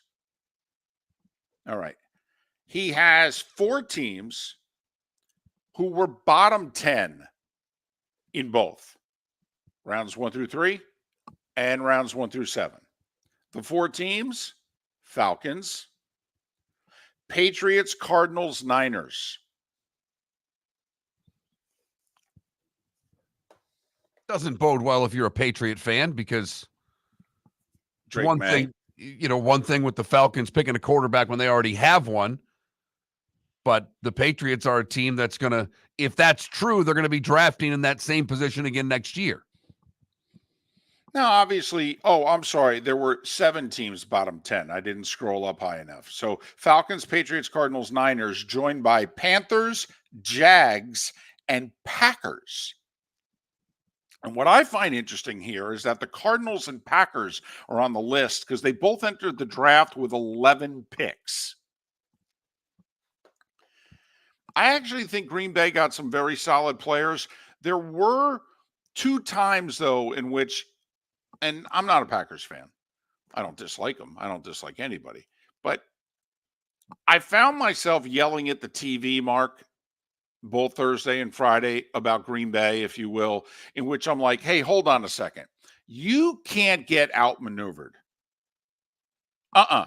You got too many picks. You don't need all these picks. You're a playoff team with the youngest roster in the league to begin with. You can't get outmaneuvered for guys. And I felt that they needed a corner and more help in the secondary. They get outmaneuvered by the Lions, who go ahead of them for Terrion Arnold. Okay, move 1 spot ahead of them, boom, in the first round. Well, come on, man. You can't do that. You can't allow that to happen. They need a corner. They've been linked to a corner for 2 months. And then in the second round, Mark, they're sitting there at pick 41. And Cooper DeJean. It's DeJean, right? It's not DeJean. It's DeJean, right? I believe that's right. So DeJean is still on the board, 33, 34. And you're getting to like 38, 39. And you're like, well, come on, Green Bay, go get them. And they sit back. And what happens? Philly trades ahead of them at 40 to take them. Now, they got the linebacker from A&M. He's a solid player. Okay, but come on now. This is the guy you were linked. Return guy. We have a league that's, I mean, not only as a D-back, he's a return guy. We're heading into a league where returns are going to be important again. And it's the guy you were linked to at 25. How can you get outmaneuvered for him essentially twice, if you will? You could get him at 41. All you have to do is what? Give up one of your 6th-round picks or something to move up to 39? Come on, you can't get outmaneuvered by the Eagles. So if I'm a Packers fan, like, that's the stuff that drives me crazy. I find it interesting, David. 2 of the teams you had in your bottom 10 are in the top 10 in the Athletics. The Cardinals, who the Athletic has as the 5th best draft. You had them in the bottom 10. Well, according to Warren Sharp, his analytics, he's got them one of the 7 worst drafts, of the league. And the Patriots, this one has ranked 8th. Best. 8th best for what it's worth. And Warren Sharp has them one of the 7 worst. Just found that to, Right. That's the beauty of the draft, right? Dane Brugler, who does the draft work for the Athletic. He has the Bears 1. He has the Steelers 2. The Lions 3. The Eagles 4. Cardinals 5. The LA Chargers 6. Your Giants 7, David. Oof. Patriots 8. The Commanders 9. And the Dallas Cowboys 10. A team that's not getting a lot of love from people whose draft I really like. I like the Rams draft. Now, I'm not saying I like it as the best draft in the league. I did really like the Steelers draft. And Miller and Moulton were both laughing from afar. We both, texted each other. The only text over the weekend, I believe, was us laughing. What did the Steelers do? 2nd or 3rd round, they take a wide receiver. Never take him since they drafted Lynn Swann. I swear, I don't know if they drafted a wide receiver in the 1st round. They don't have to. because they'll draft someone on Friday and make a star out of them. And sure enough, third round, who do they take? The kid from Michigan. Well, there you go. Get him in your fantasy leagues. Maybe not this year, but if you could stash him, get him. Because if he's a third round pick of the Steelers, he's going to get paid 4 years down the road. Probably not by the Steelers, but he'll get paid 4 years down the road. You got it. They can draft and develop wide receivers. And I'll give them credit, Mark. They keep drafting offensive linemen. They keep admitting, hey, yep, we keep getting it wrong, so we're going to keep drafting them until we get it right. But they got the tackle from Washington who's going to go inside more than likely and maybe play guard, could play both. They got the kid from West Virginia who I know you liked a lot, that Frazier kid. Yes. And then they get Wilson with one of their third-round picks. Also got a kid out of South Dakota State, a guard that people think could be a day 3 steal for what it's worth for the Steelers. Now I'm curious. You have the Athletics top 10? Yes. Okay. Let's see how many of the same teams. This is Warren Sharp's best value draft classes. All right. Lions Dolphins on this one are 3. Okay. Lions 1. This is value. Okay. So your guy's rating the draft class as a whole. Warren Sharp is taking value based on how many picks you had, where you had them. He thinks the Lions front office did the best job. He thinks the Dolphins were second. Chiefs, Steelers, Eagles, Saints, Ravens, Broncos, Vikings, Rams. In terms of best value drafts. Obviously, everybody has their own system and opinion, and front offices do too, and fans do, and that's why it's a great event. Did you see how many people watched Thursday, by the way? Those numbers came in after we were off the air Friday. Came in like right before round 2 started. Whew. Over 12 million watched the draft. Okay, of all the things we've been wrong about, and we've been doing this nearly 20 years, so, I mean, the list is long. The list is taller than Trent is tall. I mean, it's a long list. Have we been more wrong about anything than them moving the draft from Saturday afternoon to prime time and our take on it? It is, and it wasn't just your take. No. Oh, no, it was ours. It wasn't just my take. No, right. No, we had a third person involved. We had a third person, and there wasn't one of the 3 of us who even blinked at the other 2 in saying this was a terrible idea. And we doubled and tripled down. We were one of those wrestling matches in which I would come off the top rope, or in the NFL, get up, tag you. You would come off the top rope on the NFL, and our producer was the manager, and he decided, can I get in on the act? And we gave him a chair. Right, exactly. Gave him a chair. He came through the ropes. Boom, right. And we took the referee out who was trying to defend the NFL. Absolutely. Bodies all over the canvas. Right. Idiots. Morons. Must say, upon further review, Detroit looked great. Boy, did it ever. Had to be with us on Thursday night to understand the full complexity of that. But listen, I'll say the one thing I will say, for as much as, Thursday night we mocked it because that's all anybody could say. Man, when 200,000 people are showing up on Saturday for rounds 4 through 7, I got to admit, you do have to tip your cap if that many people are showing up for rounds 4 through 7. That's okay. All right. You guys, you delivered. You're now the new standard. We'll give you that. Nashville and Vegas, probably more fun, although the casinos are right there in Detroit. But yes, they are. All right. A few Coney dogs were served out of Lafayette, Coney Island over the weekend, too, I imagine. So, but yeah, we've never been more wrong about anything. To give you an idea, 12.1 or 12.3, I think, was the figure for Thursday night. Yeah, there were only 2 regular season college football games that had more people watching it than that. That was the SEC title game and Ohio State, Michigan. Otherwise, the first round of the draft outrated every single college football thing before the playoff. It outrated every World Series game, every Stanley Cup game. The only NBA game that did better than the first round of the NFL draft was Game 5 of the Heat Nuggets. Usually a title clinching game is pretty highly rated. The casual fan goes, oh, let me watch them win a title. And so that one barely beat the draft. Right. Moving the draft from noon on Saturday to prime time, and then prime time again on Friday. What idiots.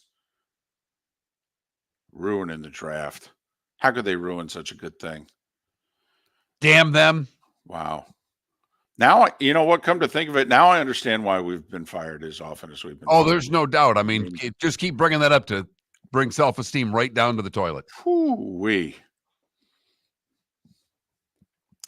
had Gary Danielson on the show at the top of the hour. He did say that to me yesterday when we were talking. He goes, have you guys ever been more wrong? I go, seriously? I go, you have to bring that up? He goes, well, you know, just keeping you in check, because I was killing him about his hockey overtime take. Two wrongs don't make a right. No, that's what I tried to tell him. So the draft has come and gone, although our opinions of it, they will last for years. Ian Cummings, he did all that draft prep. And now that it's over, we'll ask him how everyone did next.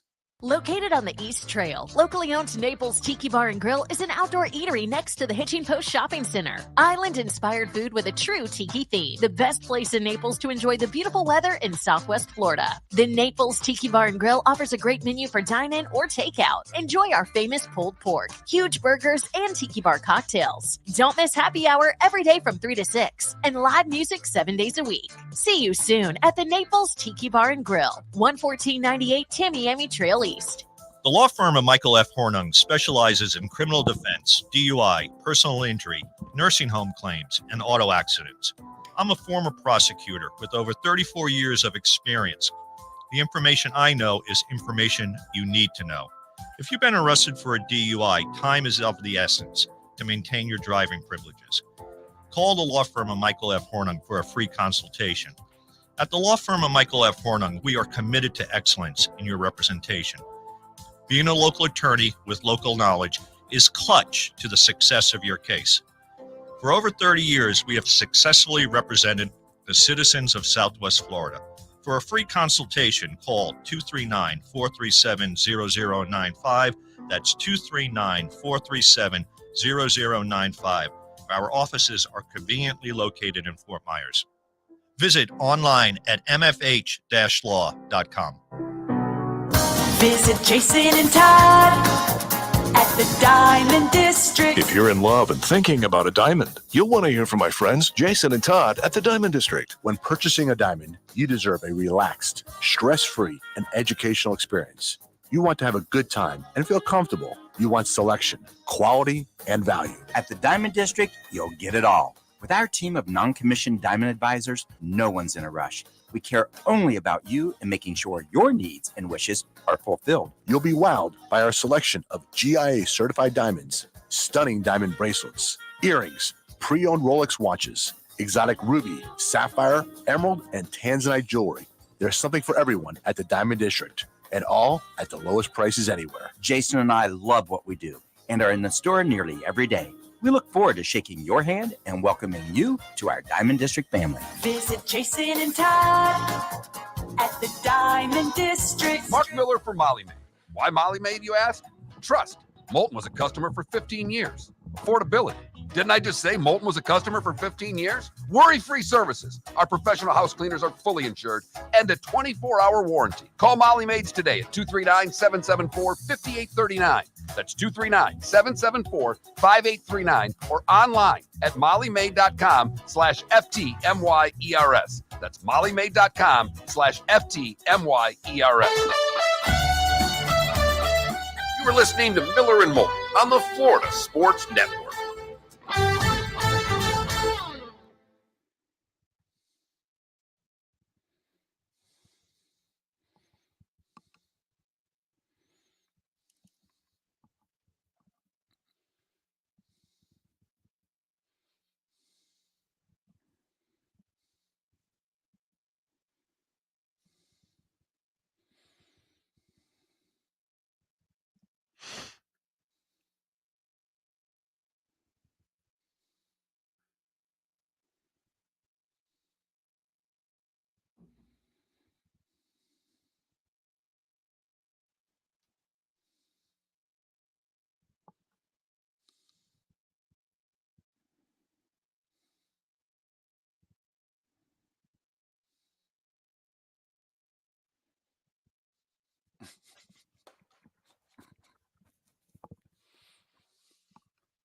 Trent, since you're the big hooper on the show, Yes. that Jeff Goodman just pointed out on X that how in the world did Tom Crean's Georgia team go 5-13 in the SEC and finish 13th in the league with Anthony Edwards? I was going to say that is going to hurt him getting another gig. Yep. And there wasn't even a tournament that year.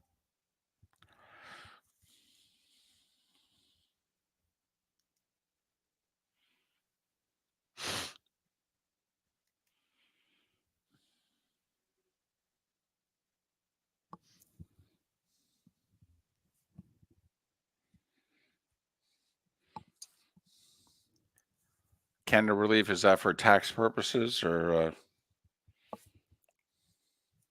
thought it was Breyer's ice cream. Frozen dairy dessert. Come on. So Ian answered at everything and was just, yeah. I'm like, you still got time? He's like, yep. And then I get back on. I'm like, hey, I called you early. He's like, yeah, I was gonna say something, but I was like, I'm so sorry. Hopefully I didn't wake you up.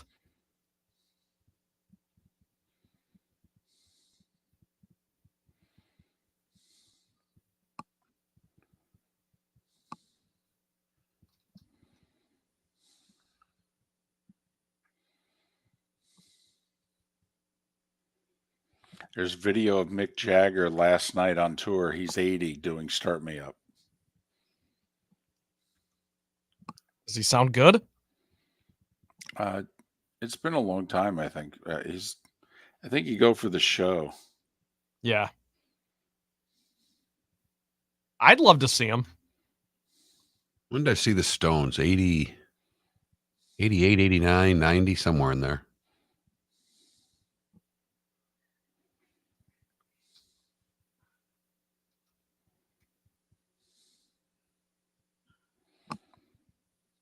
Did you see the T-Wolves coach get his knee blown out?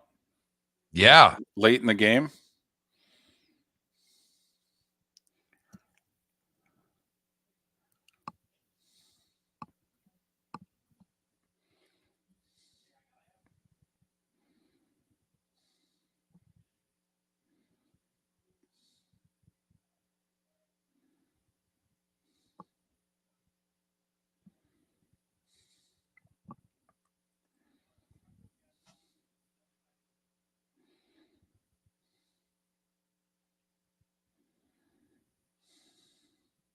Okay. Let's try this again. Here we go.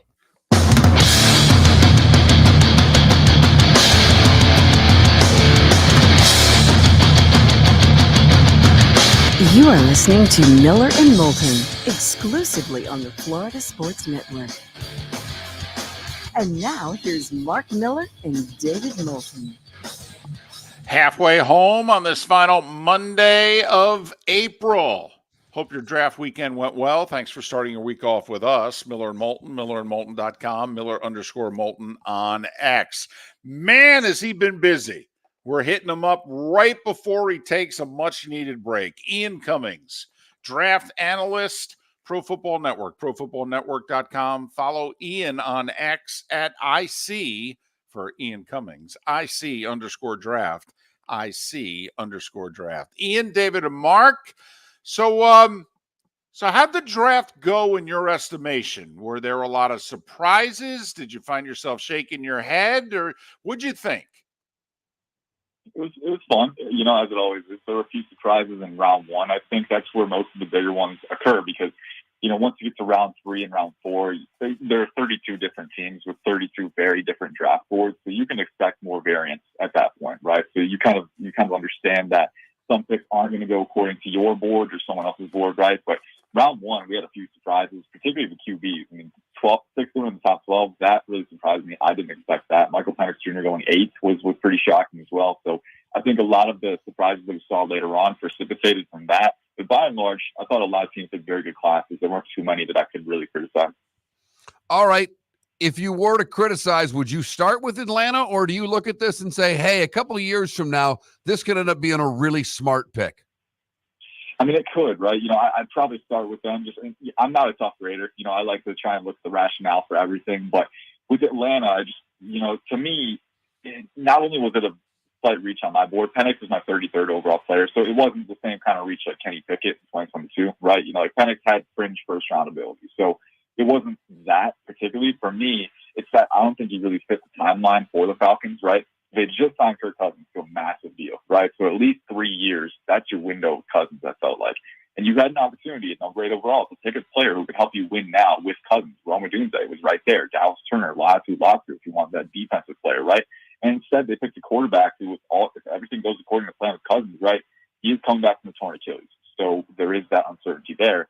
So it is smart to hedge for that in a sense, but if everything goes according to plan and you just invested a ton of money in Cousins, if he plays that 3-year window, Michael Penix Jr. isn't even hitting the field until he's 27 years old. And then you don't even have that rookie contract boost to, give you roster flexibility. So I don't think it matched up with the timeline at all. I think it's a move that prevents them from maximizing their roster right now, and they passed up blue chip talent. So, I can understand some of the rationale for it, but I think it just didn't fit the timeline, and that could put them in a tough spot later on. Did you like what the Bears did? And we had been making this point for weeks that, hey, if you're all in on a young quarterback with pick 9, make sure it's somebody who can help your young quarterback, and they get Odunze, the wide receiver from Washington. Yeah, I loved what they did. I gave their draft an A+, even though they didn't have a ton of capital, right? You get Caleb Williams, who's that franchise QB, and they're in a very good situation right now. The offensive line is pretty much set. The defense is very good under Matty Rufus, and then now you got Rome Odunze alongside Keenan Allen and DJ Moore. The Bears are notorious for not having a very good wide receiver history. I think that's about to change. I think this receiver unit is one of the best that we've seen, just on paper, right? You need to see it materialize. But a lot of talent there, man. And then in round 3, they got Kieran Alagaji, very good depth tackle guard. They had to avoid a punter, which they filled on day 3. Can't fault them for that. But then they traded back into the draft and got Austin Booker, who could be some needed help at edge. He needs to fill out his frame, but he's very explosive, agile, got good bend, good length. So all of the tools to be another component opposite Montez Sweat. So I thought they did a really nice job all through the draft. But in round 1, getting Caleb Williams and Rome Odunze, that's a player duo that can reshape your offense right there. That's a player duo that can, create some fireworks. So I thought they did everything they needed to do. I think they're pretty much, they're set to make some noise in the NFC North this year. Ian, take a look at the Tampa Bay Bucks and tell me what you think. I loved Barton. It was the guy I had picked for them. But after that, how did you assess the Bucks draft? Yeah, well, first off, Barton's a great player. He's a top 25 guy for me. So getting into 26 was good value for sure. I think he can be a really solid starter. Reminds me, just his body type and his athleticism, reminds me a little bit of Alex Mack, who was a really good starter at center for a long time. So I think he'll be a very good player. Chris Braswell was a player that I had circled as a team fit for them in round 2, so I was a big fan of that pick as well. I think he's explosive. He's got great speed to power. He's got pretty good hands for his age, too. So I think he's a guy who can at least raise their floor with that unit, which we know Joe Tryon-Shoyinka, right, he hasn't always, kind of materialized his development, right? Yaya Diaby was good in his rookie year, more of a speed guy, so speed to power guy who might not have that nuanced arsenal quite yet. So Chris Braswell adds a little bit of what they needed. Tyke Smith is a tone setter, a little bit rich for me, but I can see it in late round 3 because he's a physical player. He's versatile. He can play the slot. He can play safety as well. So I liked it for sure. Jalen McMillan was a steal at that point. I love his ability to do that wide receiver 3. I think once he's healthy, we'll see the speed, the route running chops that he has, the strong hands over the middle. I think he can be a really good player, and especially with Chris Godwin being a free agent next year. I think he really gives you security and upside in the short term. Bucky Irving, great change of pace back. I think he plays bigger than his size. He's not the elite athlete testing-wise, but you can see the change of direction, short area agility on film. I think he can be a big-time spark plug to this offense. And then those last 2 picks, Elijah Klein, just a physical guard, not an elite athlete, but again, people mover, like just likes on the interior. And then Devin Culp, a speed guy, tight end, who's got some utilities, a special teamer, and some HVAC roles too. So overall, it was a solid class. There wasn't a ton of capital to go around, but getting McMillan in round 3, Braswell in round 2, and some quality value assets on day 3, I liked what they did for sure. The Jags, the joke afterwards is that basically they just scouted LSU and took players from there. But let me tell you something, you could do worse than drafting a bunch of guys from LSU. But getting Brian Thomas, they trade down in the first round and still get the 4th best receiver on most teams' boards. Your quick thoughts on the Jags draft? Yeah, I liked what they did. I think they were swinging for upside a little more, which I can understand. And Trent Baalke likes to do that, but I guess you can always expect that. Brian Thomas Jr. fits the offense very well. I think he could be a really solid movement Z with that vertical speed. He fits Trevor Lawrence's style as well. Mason Smith was a little early for me. I think you're really banking on the tools there, but if it can work out, he could be a really solid, versatile piece for you on the defensive line. Jerian Jones is physical, explosive, and at the nickel spot, I really like his ability there. I don't know if he's as good on the boundary. He doesn't have the longest frame, but we'll see how that translates. And then Jordan Jefferson on day 3 was a good pick. I thought a few of their day 3 picks were pretty solid, but overall, that first 3, that's for the Jaguars team that's starting to try and get back into contention, right? You want to really hit on those first 3 picks. So Brian Thomas Jr., in my opinion, could be a hit. I really like the ability there. Mason Smith, Jerian Jones, a little less sure there, but in specific roles, I think they can fit with the personnel I was working with. Ian Cummings, Pro Football Network, NFL Draft Analyst. Follow him on X at IC for Ian Cummings _draft, IC _draft. And then finally, the Florida teams, Miami, they go Chop Robinson with their first pick. They get Patrick Paul, who's a versatile tackle and with some upside, but they needed guard help. And it didn't seem like they went in center help. It didn't seem like they really drafted for need. How are they overall, in your opinion, Ian? Yeah, guard is still a question. Interior, they did sign Aaron Brewer in free agency, so I think he'll play the center spot. But I wanted them to address guard. That was one position I wanted them to hit, and they didn't. So slight knock for me there. But and Patrick Paul, to me, I think he still needs a little more development. So if he plays in year 1, that's not optimal. I want to give him some time to sit and refine his technique. But Chop Robinson is the spark plug in the edge rotation. His speed and power, his first step is instant. He teleports off the line. And then Mo Kamara on day 3 was another edge guy that they got that I like a lot. I think he's a very nuanced pass rusher, more of a bend guy who's a little undersized, but can be a very good player for them. Malik Washington, who they got in round 6. I think that's your wide receiver 3, honestly. He was such a good player at Virginia. Very nuanced route runner, explosive, twitched up, and rocks up rack threat, too. So Malik Washington was the top 75 prospect for me, and they got him in round 6. So I couldn't be happier about that scheme fit and that value for them. They got Taj Washington from USC as well, who's also a good player. So overall, I thought they did a good job. I would have liked them to address the interior offensive line, but maybe they'll be able to kick the tires on a free agent that's still out there. Was this just a fluke draft in that 6 quarterbacks in the top 12? I mean, we hadn't had 6 quarterbacks in the first round since '83. But also, Ian, first 14 players were offense. When your big board, how many defensive players did you have in your top 14? Yeah, so I want to say 2 or 3. I think it was 3. It was Terrion Arnold from Alabama. Then it was Dallas Turner from Alabama and Johnny Newton from Illinois, who fell because of some medical concerns into round 2. So, I think the class was a little bit skewed toward offense in the blue chip talent range. Obviously those 3 quarterbacks, right, and then JJ at 10 as well. The big 3 at wide receiver, those take up some space in the top 10 as well. And then Joe Alt, J.C. Latham, Olu Fashanu, Troy Patano. This class was pretty heavily stocked on the offensive side of the ball. And I think there was a disproportionate skew in that direction. At the same time, I didn't expect it to go all the way to 15. I thought someone would be taken. I thought the Falcons were a sure bet to potentially get that premier edge rusher that they really need in that defense, but then they picked Penix, so kind of threw a wrench in that. But I do think the class was weighed in the offensive side. At the same time, maybe we're seeing shifts where NFL teams are starting to value offensive talent a little bit more because the modern NFL is all about outscoring the other opponent, right? Creating, right? Making sure that you stay ahead, get the lead and keep the lead, right? So, the value that we see in that, defense will always have a presence, but this class, it was just, I think it was predicated to be a run offense early because of the talent that was there. Ian, who are your top 3? Who are the top 3 teams in your opinion in the draft? We went through the Florida teams pretty closely, but who do you think were the best 3 draft teams this year?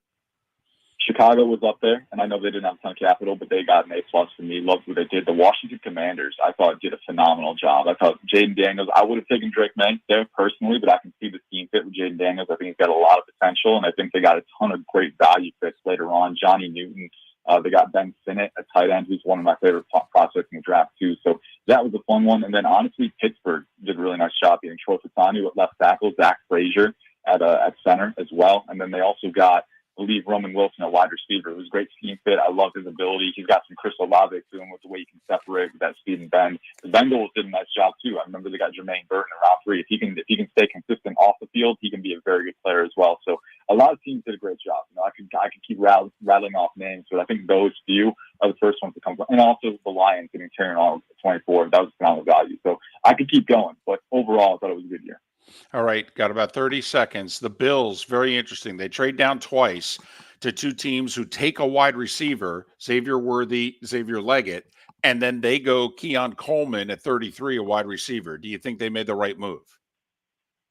I think he fits the offense very well. I think his alpha ability to catch point really fits what Josh Allen can do, but you can also see him opportunities as a big slot rack weapon early on. So I like the fit, want to see it materialize, but I think exactly what they needed in that offensive trio, size, alpha ability, they got it with Coleman.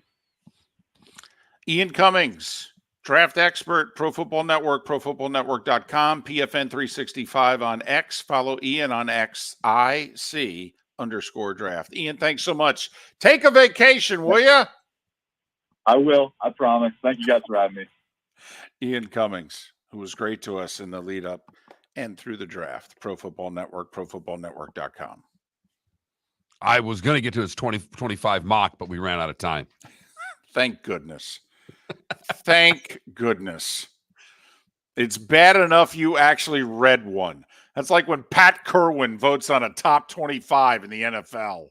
Located on the East Trail, locally owned Naples Tiki Bar and Grill is an outdoor eatery next to the Hitching Post Shopping Center. Island-inspired food with a true tiki theme. The best place in Naples to enjoy the beautiful weather in Southwest Florida. The Naples Tiki Bar and Grill offers a great menu for dine-in or takeout. Enjoy our famous pulled pork, huge burgers, and tiki bar cocktails. Don't miss happy hour every day from 3 to 6 and live music 7 days a week. See you soon at the Naples Tiki Bar and Grill, 11498 Tamiami Trail East. Mark Miller for Molly Maid. Why Molly Maid, you ask? Trust. Moulton was a customer for 15 years. Affordability. Didn't I just say Moulton was a customer for 15 years? Worry-free services. Our professional house cleaners are fully insured and a 24-hour warranty. Call Molly Maids today at 239-774-5839. That's 239-774-5839 or online at mollymaid.com/FTMYERS. That's mollymaid.com/FTMYERS. Visit Jason and Todd at the Diamond District. When choosing something of high value and personal significance, such as a diamond, you want to shop with the best. And the mall is not the place to be. Here are my friends, Jason and Todd with the Diamond District. Take a stroll in the mall, pop into a few joy stores, and you'll soon discover you're in the wrong place. Rings begin to look all alike. You're not finding GIA certified diamonds. You quickly realize you know more than a salesperson helping you, and all the same financing gets pushed on you. Visit Jason and me, and you'll find America's top bridal designers dealing exclusively with the Diamond District. You'll find the largest selection of GIA certified diamonds, all priced 8 to 10% over cost. You'll find educated sales consultants who have many years' experience and are not paid commissions. And you'll find Todd and me in the store nearly every day, wanting to shake your hand and welcome you to our Diamond District family. Visit Jason and Todd at the Diamond District. You were listening to Miller and Moulton on the Florida Sports Network.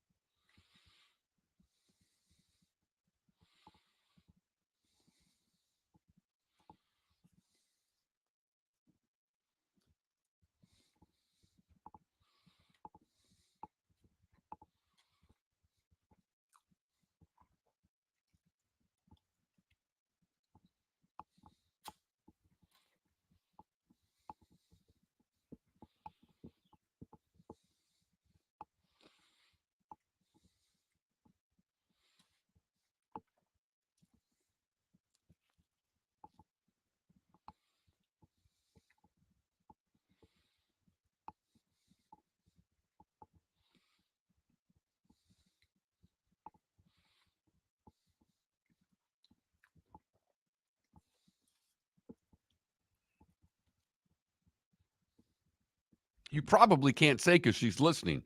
But are you going to just visit your mom for her birthday? You doing anything special for your mom for her birthday? Or is that off limits because she's listening right now? Because it's my mom's 80th birthday. She's given me nothing.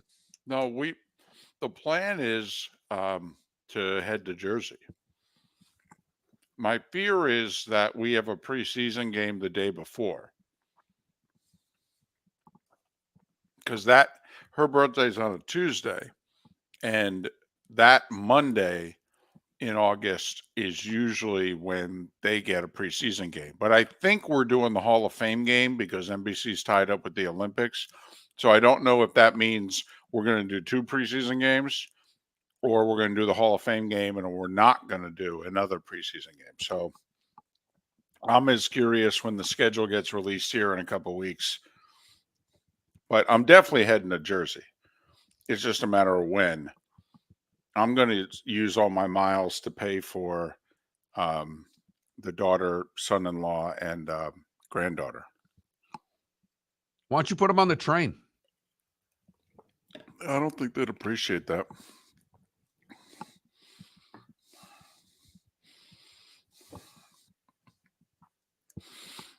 You want to do 18 hours on a train with a 2-year-old? I mean, how much do you not like us?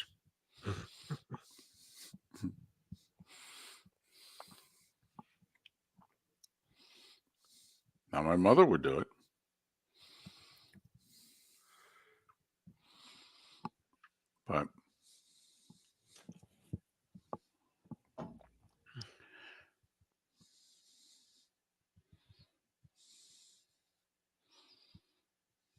But that's the plan. I don't think my wife's going to be able to go because of her knee surgery.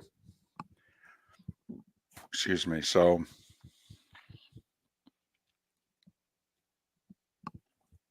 I think she'll be just far enough removed from the surgery where she'll be able to fend for herself, but not be able to really do anything.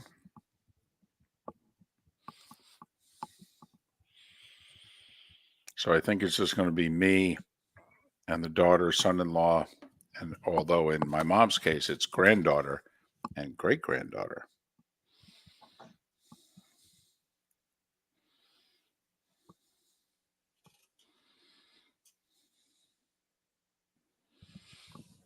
By the way, I'd like to thank the Rangers for sweeping the Caps. Now I can go to the Blades Iceman hockey game tomorrow night. Here we go.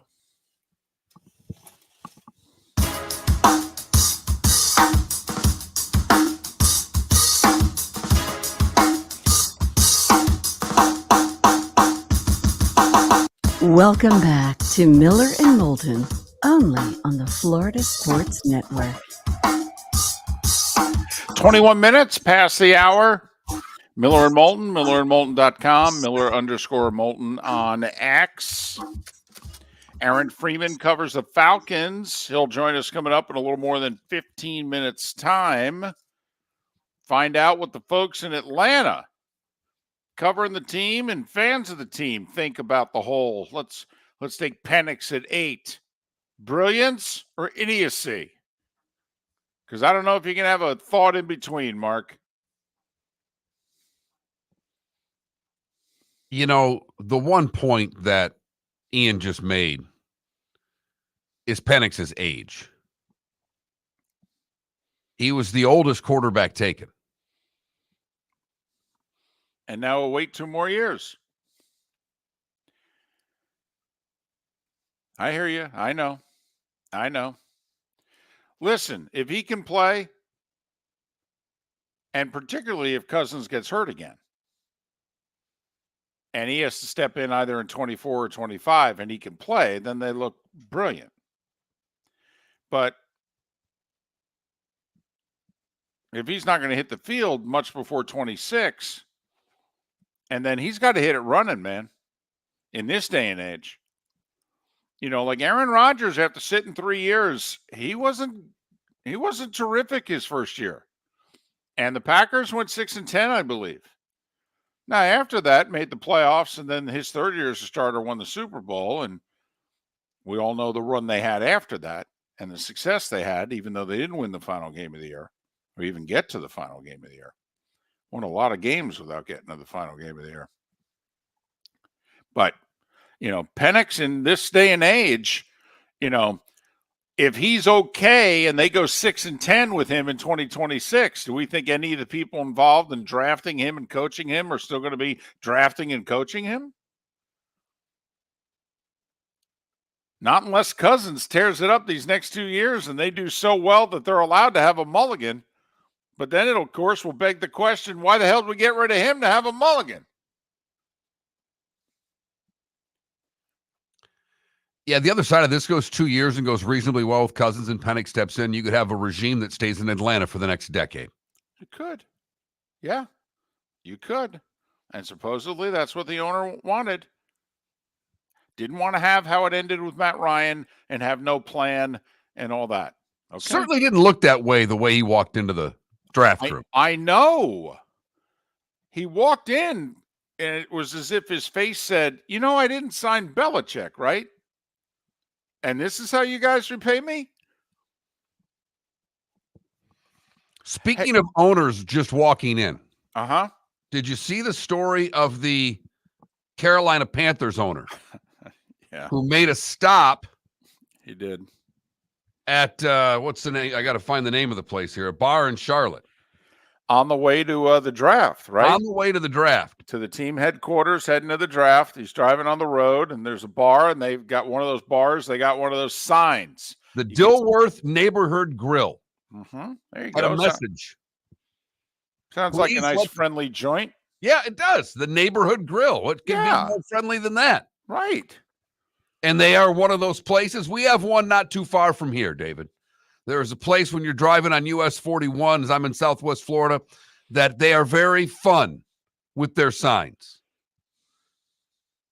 This place seems to have a similar sense of humor because the Dilworth Neighborhood Grill had a message for the Carolina Panthers owner. Right. Simply out front said, please let the coach and GM pick this year. Translation, we know you own the team and you apparently did the picking last year. We don't like your picks. Well, David Tepper, the owner of the Panthers, drove past it, saw it, and stopped in the bar. He did. And there's two ways he could have done this. He could have had fun with it. Does it look like he had fun with it?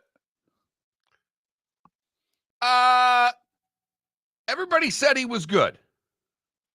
Everybody said he was fine when he was in. But he did one thing that I thought kind of crossed the line. He didn't like the manager of the establishment's hat, which was apparently a Philadelphia Eagles hat. And he took the hat off of the manager's head, reached out and grabbed another man's hat. Now, I don't wear hats because, David, as I've said many times on this show, I run hot. Right. I like hats. I've got no issue with those who wear hats. Even Trent every day with his hat on backwards. But you're not a hat wearer, so this is tough. You and I don't wear hats. Well, that's only because I'm not anti-hat. It's just that I have a big melon. All right. It's tough to find hats that fit the melon, never mind look good on the melon. The only hat you could really go with is a big cowboy hat. You'd look fabulous in a cowboy hat. You think so? Oh, yeah. I've never had a cowboy hat in which I'm like, oh, that'd be interesting. It just feels like it literally is balanced on top of my head. It never feels like it comes down the side of my head. It feels like, when you ever take aluminum foil and you end up tearing a piece that's not big enough? Okay. And yet you don't have any more foil. This is it. You got to make it work. And it's not quite, that's what I feel like every hat feels like on my head. That crust always pops through, doesn't it? That pizza crust always the one pops through piece that aluminum foil. You got two of them flipped on top of one another. You're trying to work that aluminum foil. And then also, damn it. Right. You got poke the 2/3. hole in it. Right. It goes around 2/3 of the plate. Fine. The other third, air's getting in. It's drying it out. The whole deal. It's a waste of time. It's kind of how every hat feels on my melon. So, Trent, let me ask you, because you are the hat wearer among us. If someone that you didn't know, you're the manager of this restaurant, and you are wearing your Detroit Lions hat because that's your team. And the owner of the Carolina Panthers comes in, wants to know who did the sign. You're like, the owner did the sign. Is he here? No, he's gone for the day. And he reaches over and tries to grab your hat. Now, you're a really nice young man. Would you let him grab your hat, or would you have tried to slap his hand away? I would probably initially try to slap the hand away. Because that to me is instinct. Yes. Someone goes, what are you doing? Like, get away from me. Get away from me. Don't touch my hat. The manager took it in stride. I mean, he really did. I know. The old rule, the customer's always right. Rule number 2, if the customer's wrong, revert back to rule number 1. Right. He was treating him the way you're supposed to if you're, part of the staff. Right. So he should have thrown a drink on Tepper just to get him back for throwing the drink on the people in Jacksonville, right? Wasn't that where he threw the drink? Absolutely. Yes. Well, if he was a Jags fan, maybe he would. Walked in and said, sir, hold on one second. Grab some water and just throw it at him. Okay, now we're even. What's the point you want to make? Right. So I don't know if the Panthers owner is doing well in the old how to win friends and influence people department, David. No, he got scathing columns written about him for what he did, even though the staff there said, no, actually, he was pretty polite, took it in stride. I'm wondering if the owner who did it, if he would have taken a picture with him. That's what I thought he should have done. I thought he should have had a ball with it. In fact, he should have gotten out a phone, recorded some sort of video, and said, well, listen, since you think I screwed it up last year, who do you think we should take?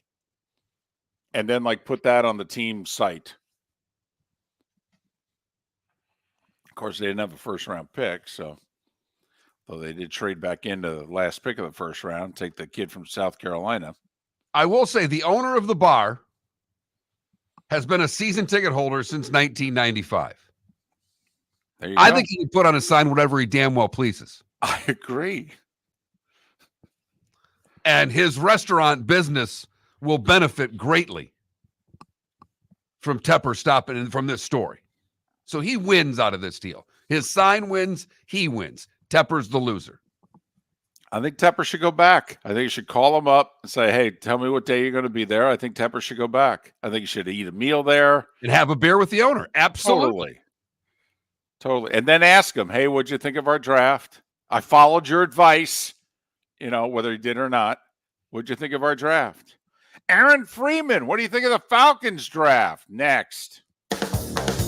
Visit Jason and Todd at the Diamond District. 20 years ago, Jason and I had the idea for a jewelry store like no other, with a vast selection of certified diamonds priced 8 to 12% over cost. A team of individuals who are educated, driven, and believe in cultivating relationships. Today, we have become one of the largest independent jewelry stores in the country. Todd and I love what we do and are in the store nearly every day, along with our GIA gemologists, master jewelers, custom designers, and non-commissioned diamond consultants, all of which we consider family. As direct diamond importers, we travel the world, forging relationships and sourcing diamonds. What we love most about our business is that we can call Southwest Florida our home. If selection, value, and comfort are important to you, give the Diamond District an opportunity. You won't find a better diamond buying experience. Todd and I look forward to shaking your hand and welcoming you to our Diamond District family. At the Diamond District. The law firm of Michael F. Hornung specializes in criminal defense, DUI, personal injury, nursing home claims, and auto accidents. I'm a former prosecutor with over 34 years of experience. The information I know is information you need to know. If you've been arrested for a DUI, time is of the essence to maintain your driving privileges. Call the law firm of Michael F. Hornung for a free consultation. At the law firm of Michael F. Hornung, we are committed to excellence in your representation. Being a local attorney with local knowledge is clutch to the success of your case. For over 30 years, we have successfully represented the citizens of Southwest Florida. For a free consultation, call 239-437-0095. That's 239-437-0095. Our offices are conveniently located in Fort Myers. Visit online at mfh-law.com. You are listening to Miller and Moulton on the Florida Sports Network.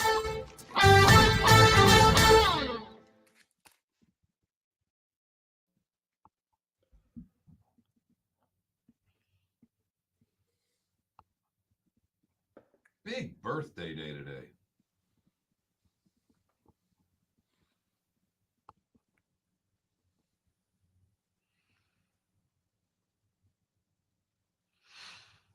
It's God Shamgod's birthday today. Oh my God. There you have it.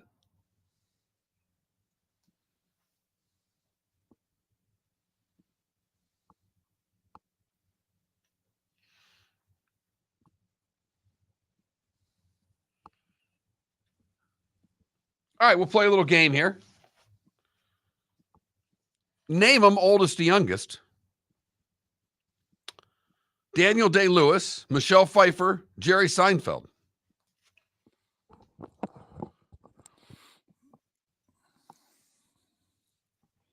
Seinfeld's the oldest. I was going to say Seinfeld, Lewis, Pfeiffer. You're exactly right. Seinfeld's 70, Lewis is 67, and Pfeiffer 66. Jerry Seinfeld 70? Yeah, that's wild. Think about how young he looked doing Seinfeld. He was in his 40s. Right.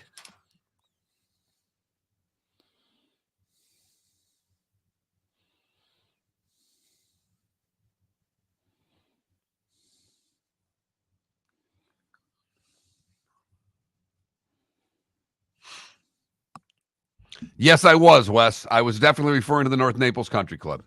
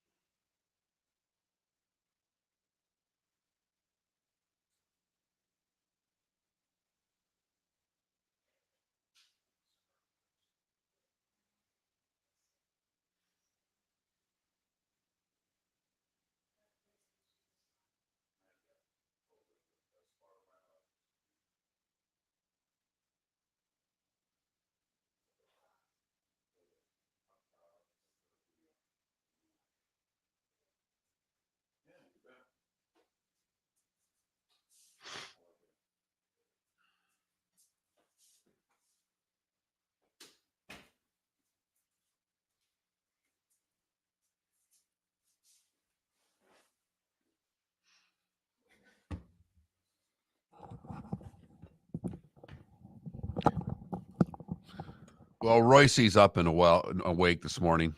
Uh-oh. Devin Booker goes for 49 and fights for every inch all night for undersized sons, and Wolves followers ripping him as soft. If you're one of those, you're an idiot.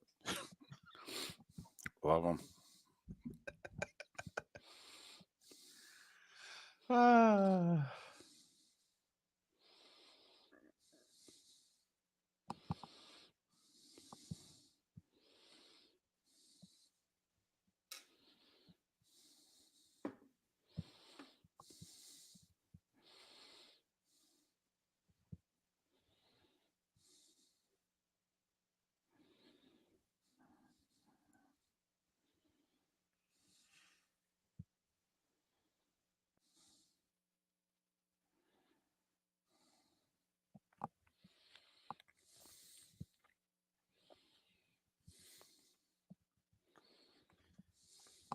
Okay, we got Aaron. Here we go.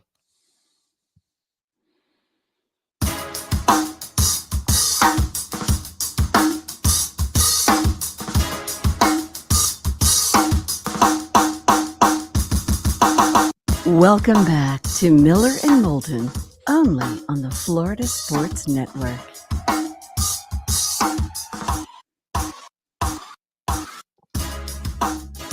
"22 minutes till the top of the hour." Miller and Moulton, millerandmoulton.com, Miller_Moulton on X. He hosts the Locked On Falcons podcast. He is Aaron Freeman. You can, follow him and the podcast at Locked On Falcons. Locked On Falcons. Aaron, it's David and Mark. Thanks for doing this. How are you? I'm doing well, guys. Glad to be talking football with you. Absolutely. All right. The reason we reached out to you was we just kind of wanted to wet the finger, hold it up in the air, and first have you tell us, so how has the Penix pick gone over now that everyone's had 72 hours to let it marinate? I think it's about the same as what it was Thursday night. I think you have mixed opinions on it still at this point, but I think, as often is the case with the draft, you go into it thinking it's going to go a certain way, and then reality hits. And I think, people are making peace with the reality that the Falcons have their, hopefully, long-term quarterback of the future. What was your initial reaction, Aaron? When you're watching the draft, Michael Penix Jr. gets taken by the Falcons, what was your initial reaction? I was very shocked. I actually had done a podcast the day before on Locked On Falcons saying there was a 0% chance that the Falcons would take a quarterback at 8, just because no team in NFL history really has taken a quarterback that high with the intention of sitting him for multiple seasons. And so I figured, the Falcons won't be the trendsetters here. And, of course, that got completely thrown out the window Thursday night. But yeah, it was utter shock that the Falcons went in that direction. If they had followed it up with either a second or one of their 2 third-round picks with maybe addressing, I don't know, I think some of the needs that Falcons fans really wanted them to address, would this pick be going over better? Because, they didn't take a corner in this draft, did they? No, they did not. They didn't add any secondary help. They did address their pass rush. They did draft 4 different defensive linemen in the draft. So I think they did attack one of their major needs. But, there were some questions in the secondary. I think a lot of people expected them to add another weapon on offense at the wide receiver position. They did draft a wide receiver in the 6th round, but that player is probably going to be more of a special teams player in Casey Washington out of Illinois, as opposed to someone who's likely going to impact on offense. So I think a lot of people thought the Falcons would really focus on a number of positions going into this draft, and they really just kind of focus on the quarterback and the pass rush. Is there a day 3 guy that made you jump up and down and go, all right, this is a guy that maybe we got to steal on? Yeah, I think the 4th round selection in Brandon Dorlus out of Oregon. He's a player that has inside-outside versatility. He's played all across the defensive line the last couple of years up in Oregon, and I think the Falcons really like his pass rush potential rushing from the interior, but head coach Raheem Morris said that they would, try to use him in a multitude of different positions like he did at Oregon to try to maximize his pass rush, and I think he's a player that could be a big, impactful player a couple of years down the road. Aaron Freeman, he hosts Locked On Falcons. Follow him and it on X at Locked On Falcons. Talking the Falcons, obviously the most controversial pick, taking Penix, 8th overall in the 1st round, and then also the rest of their draft. Aaron, when you look at your team on paper, we were prepared to pick the Falcons to win the NFC South. In fact, we had said so before the draft. We think the Bucs, though, had a good draft, and they are the 3-time defending division champs. We actually think the Saints had a good draft. Curious what you think of the Falcons on paper in that division today. Yeah, I think it's a similar conversation that we were having last year, where, I think a lot of people thought it was kind of a toss-up division. I think the Saints were probably getting most of the love going into the season just because they had the most proven quarterback in Derek Carr. I do like the Bucs draft this year. I think they are still the front runners just because, until you beat the champs, you can't call yourself the champs. But I think the Falcons are right there in the mix. I think they probably could use a few more upgrades. And some of them are the positions that we already talked about that they're not addressing in the draft to make me feel a lot better about considering them the favorites. I know they're kind of the betting favorites, but I think right now I think the Bucs are kind of 1A and the Falcons maybe 1B at this point when it comes to the division race. Is there anybody else in free agency in any areas you expect them now, what they didn't get in the draft, for them to address? I mean, is there someone out there that you think, the Cowboys went and signed Zeke today. Is there someone that the Falcons need to go sign in free agency? I would love to see the team upgrade one of their starting secondary positions at corner or safety. I think there's a lot of good safeties left out there. I think there are a couple of good corners. No immediate names, I think Justin Simmons is probably the biggest name out there if the Falcons want to try to link up with him for 1 or 2 years or something like that. But yeah, I think, those are some areas where I could definitely see the Falcons trying to address between now and training camp. Aaron, thanks for doing this, particularly at this hour. We really appreciate it. Continued success with the Locked On Falcons podcast, and hopefully we can talk again around training camp. Absolutely. Aaron Freeman, Locked On Falcons is the podcast. Locked On Falcons. Follow him and it on X at Locked On Falcons. So, what's that line from Birdcage? How are you feeling? Betrayed, bewildered? Is that Falcons fan still 3 days after Penix? Is Dan Orlovsky the only guy who had a night's sleep and came around on this pick? It seems that way. And you a little more than I were Falcons are going to win the division. I still think the Bucs are right there. I know you do. I just don't know when you need defense. When you make a pick like that, you're going to have to be really accurate with your other picks. Kid from Clemson better be able to come play now. Not a lot of wiggle room when you make the Penix draft. That's the problem for me, David.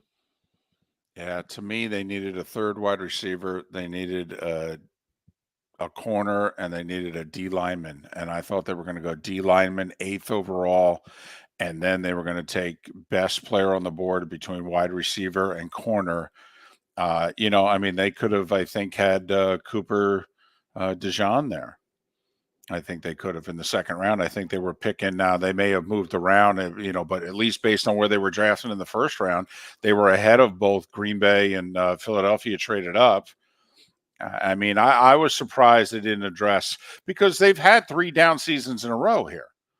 The whole, be patient. No, you don't sign a 35-year-old quarterback and give him $100 million guaranteed. You're not into patience right now. You got an 81-year-old owner. That day's come and gone. It's time to win this division. And Tampa Bay's made the playoffs 4 straight years and won the division 3 straight years. It's time for the Saints and the Falcons to, stand up here. So I was surprised, but clearly, make no bones about it, they have said they think he's a star. They think he was, second apparently in the room. He was the second or third best quarterback in the draft, according to the Falcons room. And they weren't passing on him. And once again, Mark, the Giants at 6 and the Falcons are thinking, we ain't drafting 8th again. We're good. We're going to win games with Cousins. We're a good team. We ain't going to be in position to get a quarterback anytime soon. So let's get him now. A lot of after the fact Giants talk that they tried to move up to 3. It tells you what they thought of J.J. McCarthy, by the way. Yes, absolutely, because they could have, hung out and had him at 6. But yeah, apparently the Giants were offering this year's 1 and next year's 1 to move up 3 spots. The Patriots said, no, I'm good. What I thought was interesting, I think it was Tom Curran of NBC Sports Boston, who said the fact that Joe Shane and Brian Daboll wanted Drake May solidified them that they were making the right choice in taking Drake May. So it's interesting the regard in that room that the Patriots at least have for those two decision makers with the Giants. Just funny because I don't think Giants fans have that much confidence in the decision makers with the Giants, but that's a whole other story. Minnesota always look good somewhere else, David. Minnesota offered 11-23 and next year's 1 to move up to 3 for Drake May. And the Patriots said no. So that's also out there going forward. You know, if you're a Patriots fan, if May obviously is the answer, then, you know, there's no amount of picks she could have offered. But if May's not the answer, you start going, 11-23 and next year's 1, huh? Have you seen, by the way, the Vikings draft next year? Unless they made a deal. What draft? Unless they made a deal Saturday to acquire future picks next year. Going into Saturday, the Vikings had a 1 and 2 5s next year, and that was it. I don't know if they somehow, some way added to that. I don't know if they think they're going to get a supplemental pick for losing somebody. But right now, I mean, when the draft ended Friday night, the Vikings 2025 draft was a first-round pick and 2 5s. Wow. And I'm into trading picks and all, but that's... And hold on a second. Are you guys the worst team in your division also?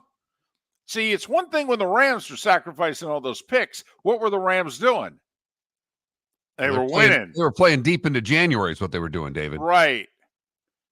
I mean, you're a Vikings fan. You're like, wait a minute. Hold on a second. What's our draft next year?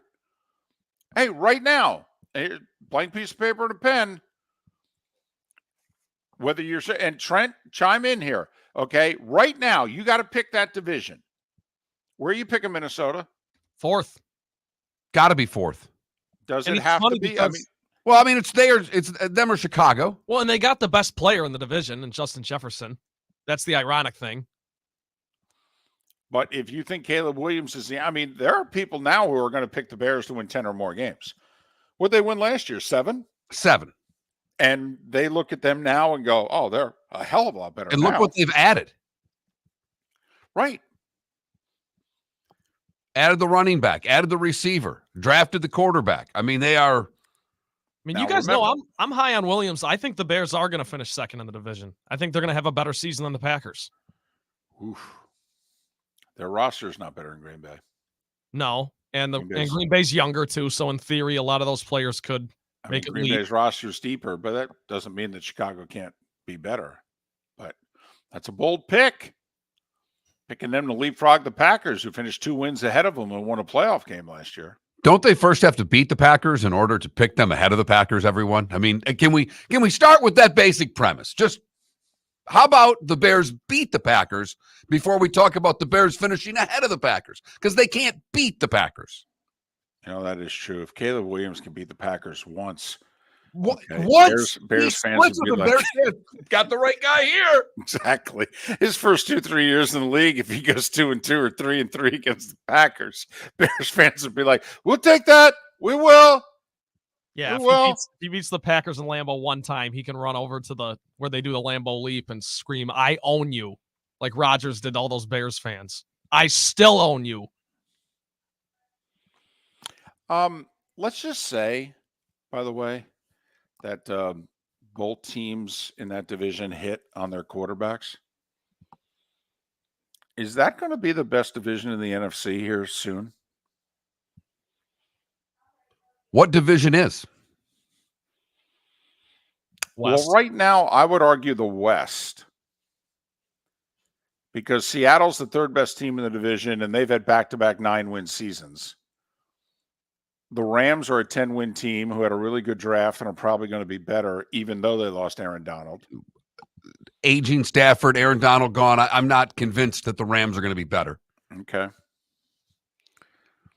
So I would argue best division top to bottom in the NFC, much weaker conference, is the West. And it's really close because you got Arizona at the bottom of that division. I know, but Arizona just had 37 draft picks and signed a couple guys. I mean, they're not going to stay terrible for much longer. But David, to your Kyler point, Murray's still the quarterback there? As a matter of fact, he is. Okay.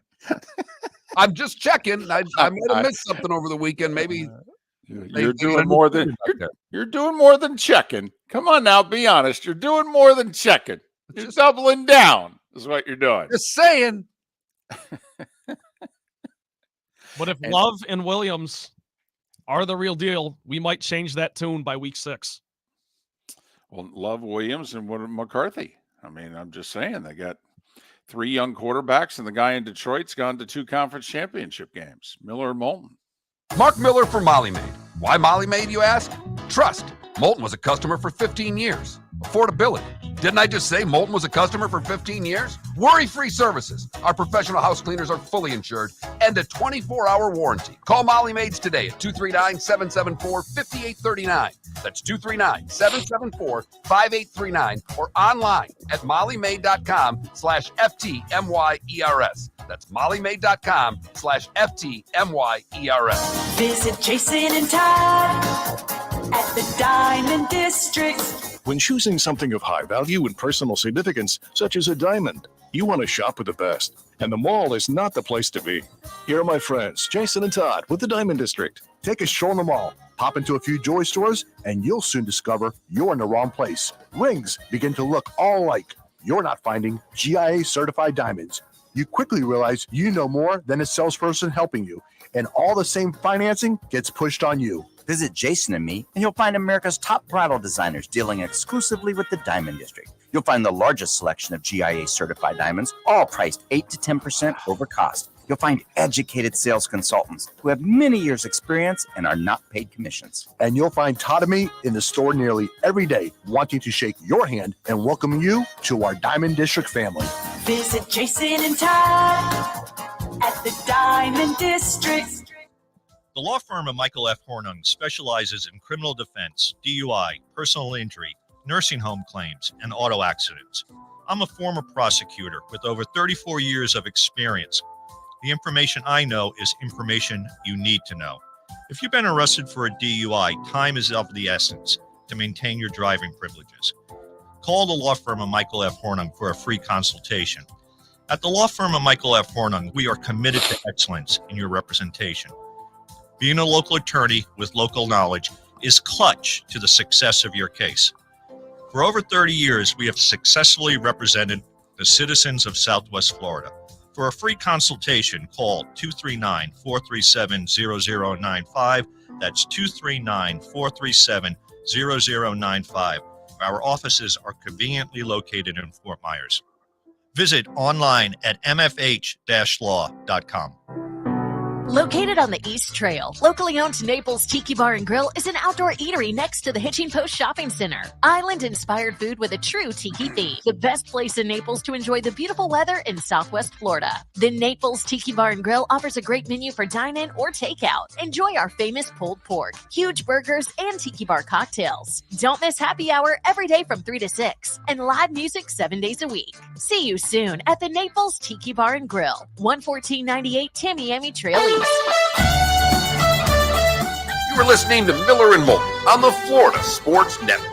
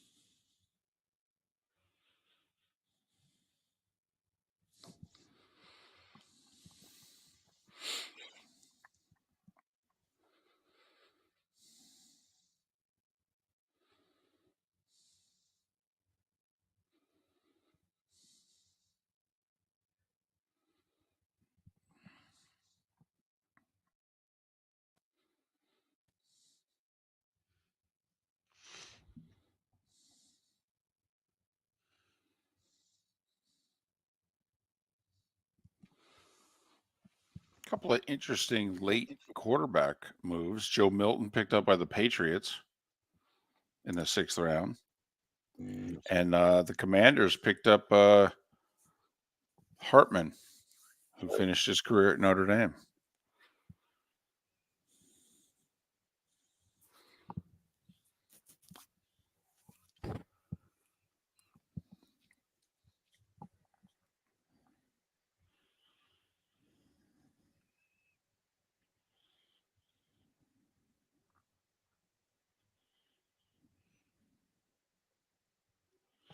Logic Man, the Knicks are like the Raiders. The Raiders have been good very infrequently in the last 40 years. Really had the one small run with Gruden. Like the Knicks, basically at the 90s. And that's about it in the last 50 years. But their fan bases are big and they come out. Raiders fans are everywhere. Even when they're so-so, they show up. And it's the same with the Knicks. That's an interesting comparison. I would have never drawn those two together. I mean, Raiders fans are everywhere. Knicks fans are in New York. I mean, I know the New Yorkers are everywhere. I get it. Well, that's just it. You know, so many people are from New York and they end up moving around the country. But random dude becomes Raider fan. Random dude doesn't become Knick fan, if you know what yeah, and I wonder if that's a team colors thing also, that the Raiders have always been cool team because colors, of the it's black. it's the mystique, it's the whole thing. It's Rap. the hip hop. Yep. All of that. Yep. NWA. Whew. Okay, here we go.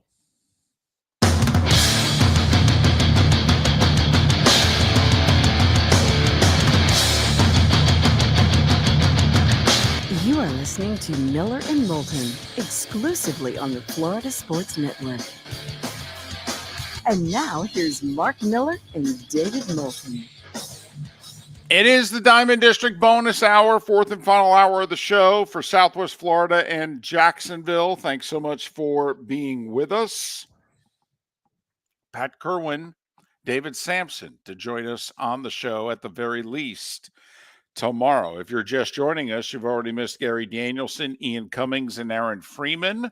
Go to millerandmoulton.com in short order, and you will be able to download what it is that you've missed. So just to prove a point, when we were talking the draft a moment ago and about the Bears, and obviously a lot of emphasis on the quarterback position, that, you know, they haven't had Jim McMahon's their best quarterback in the last, 60 years, 70 years? Yes. I mean, there's, you know, it's not that other guys haven't had moments, but I mean, if best Bears quarterback of the last 60 years is Jim McMahon, right? And the run was actually much shorter than people think. His personality was bigger than like his terrific run.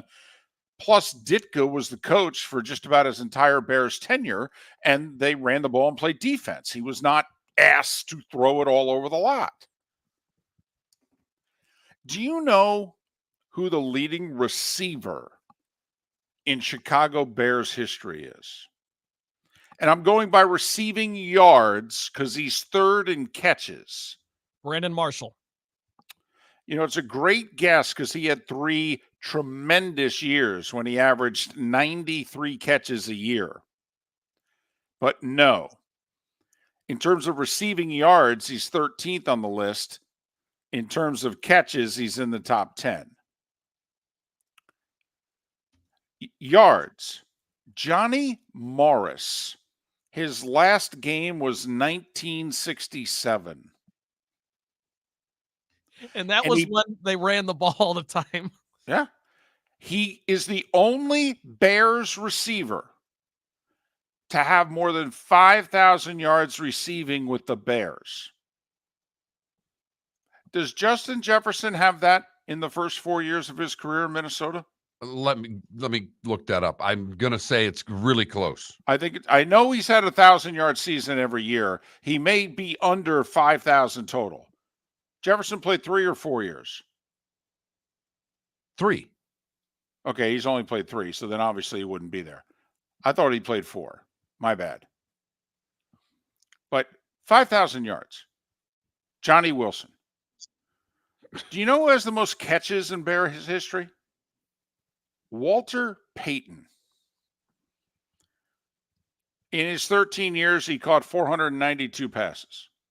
Matt Forte is 5 shy of Payton in terms of receptions. That's how non-dynamic the Bears passing game has been for, well, since we damn near have gone to color television. David, I was wrong. Jefferson has played 4 years. His career yards, 5,899. Okay, that's 840 more yards than the all-time leading Bears receiver. How many touchdowns does Johnny Wilson? Yeah. 31. Jefferson's at 30. Most catches, okay, touchdown catches in Bears history. Ken Kavanaugh.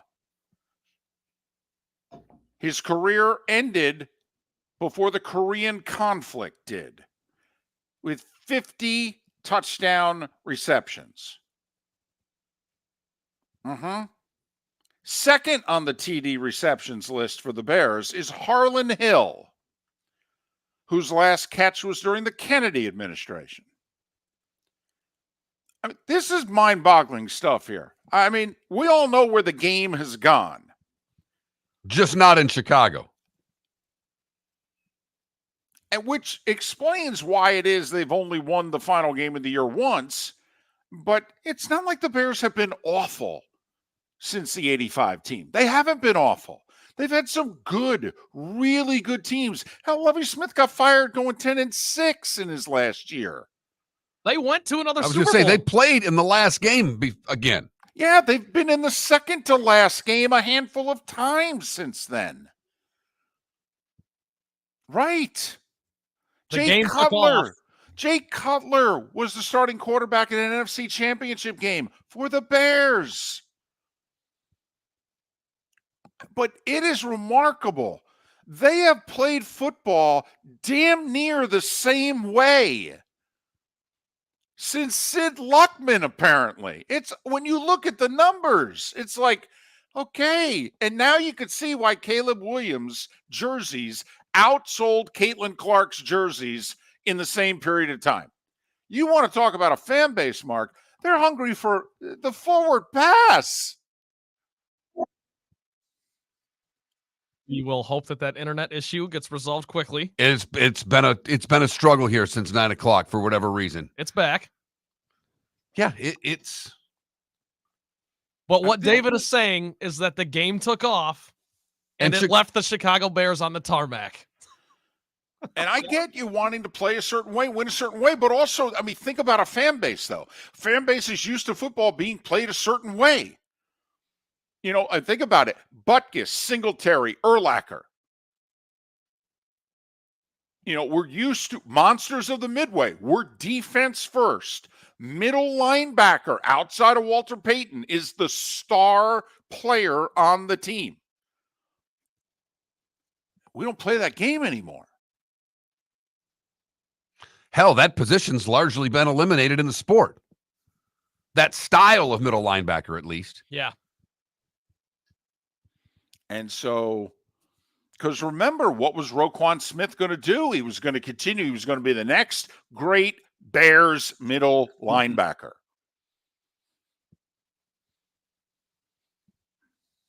But I mean, you know, that's their style, and they're sticking to it.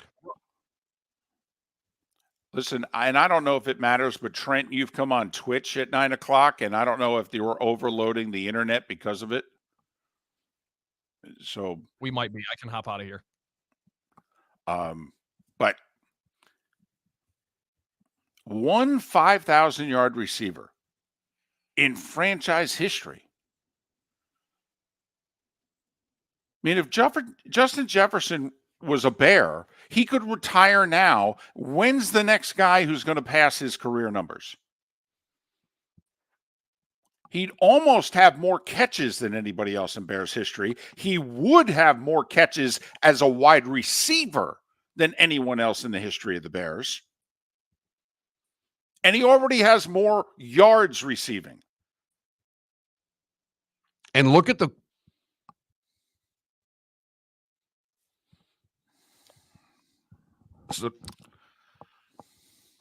So they should have that. I mean, think about it, David. They should have that guy now. I mean, Keenan Allen could go there and set records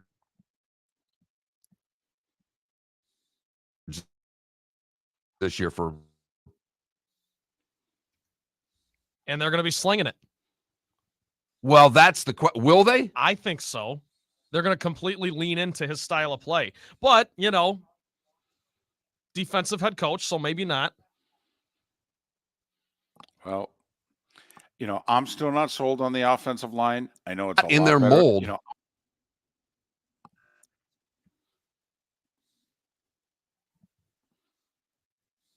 We're having trouble with David, but we'll fix that during the next break. Mark, I get what you're. I keep saying this. I keep coming back to this. I am a lot higher on the Bears than most. 7-9 last year. David keeps bringing up the whole they could be the Lions from 2 years ago. Come on strong at the end, and then you roll into the next season like, let's play. How many games they win? 7-9 last year. I think best case scenario for them is 10 wins. I really do. I think a lot's got to go right for the Bears to improve 3 games upon what they did a year ago. I agree with David. The offensive line's close. It's not there yet. But their receiving group, the running back room's better. The defense should be at least the same, if not a little bit better. Improved. I think it's improved. Because you also got to remember Montez Sweat will have a full training camp and, they'll work him in fully. But I'll tell you, I don't think they're going to be world beaters or anything, but I'm high on Williams. I'm high on the Bears. I think they are the most viable option to take the Lions down in the North. Well, I wouldn't go that far because they have an inexperienced quarterback. I mean, what the Texans did, once again, I think we all have C.J. Stroud in our head, and he's the exception and not the rule. It's tough for a team with a rookie quarterback to take down the division. I would want to give Caleb a little more time than that. To me, that'd be putting a little too much on him. Well, and I think they are. I think there will be tremendous pressure on them. I think the number people are going to expect is 9-10 games. I think that's, to go from 7 to 10 is a hell of a jump. Well, I understand, but 9-10 is different than winning the division. I mean, the division champion last year at 12. I don't think they win the division. I don't either. And I think I'm going to go back to what I said at the beginning. Beat the damn Packers. Yes. To me, they're number 3 in that division until they prove otherwise. But I'll tell you right now, for my money, I think the Bears split with the Packers this upcoming year. Why not? I think they can beat them in Chicago. Rodgers is gone. Bears, Chicago's got their quarterback. Hey, and how many times has Jordan Love lost to him? I mean, listen, this goes way beyond Aaron Rodgers at this point. This is a 30-year thing. I understand that, but David, you even would agree. Jordan Love, are we sold? Trent, until the Lions did what they did last year, okay, didn't matter. Didn't matter. How many went? The Lions had a 4-year stretch where they had 3 winning seasons. All right, they had a winning season in 2022. Until they did what they did last year, you couldn't give them the benefit of the doubt. You just couldn't. And I don't give them the benefit of the doubt heading into this year. The Bears. No, your Lions. You don't? No. You don't think they can win the division? I think they can win the division. I will more than likely pick them to win the division. But if they were to take a step back, would anybody not named Trent Balley be at all surprised by that? Just based on the Lions' mystique, I get what you're saying, but they got a lot better. Okay, you can't call it mystique. I was going to say mystique's a good thing. Lack of mystique. Right. The Lions' mistake checkered would past. be track record. Right. Track record, maybe instead of mystique. But I will say, though, this is how much room Caleb Williams, Remy Odunze, the receivers they've acquired in the last year. I mean, if they're healthy and have half the careers that we think they're going to have, they're going to be legends. Mark Miller for Molly Maid. Why Molly Maid, you ask? Trust. Moulton was a customer for 15 years. Affordability. Didn't I just say Moulton was a customer for 15 years? Worry-free services. Our professional house cleaners are fully insured and a 24-hour warranty. Call Molly Maids today at 239-774-5839. That's 239-774-5839 or online at mollymaid.com/FTMYERS. That's mollymaid.com/FTMYERS. Visit Jason and Todd at the Diamond District. 20 years ago, Jason and I had the idea for a jewelry store like no other, with a vast selection of certified diamonds priced 8 to 12% over cost. A team of individuals who are educated, driven, and believe in cultivating relationships. Today, we have become one of the largest independent jewelry stores in the country. Todd and I love what we do and are in the store nearly every day, along with our GIA gemologists, master jewelers, custom designers, and non-commissioned diamond consultants, all of which we consider family. As direct diamond importers, we travel the world, forging relationships and sourcing diamonds. What we love most about our business is that we can call Southwest Florida our home. If selection, value, and comfort are important to you, give the Diamond District an opportunity. You won't find a better diamond buying experience. Todd and I look forward to shaking your hand and welcoming you to our Diamond District family. At the Diamond District. The law firm of Michael F. Hornung has successfully represented the citizens of Southwest Florida for over 30 years. As a former prosecutor, the information I know is information you need to know. If you've been arrested for a DUI, a criminal matter, or involved in an auto accident, call the law firm of Michael F. Hornung. I'm a local attorney with local knowledge to assist you through the process. For a free consultation, call 239-437-0095. That's 239-437-0095. Offices in Fort Worth. You are listening to Miller and Moulton on the Florida Sports Network.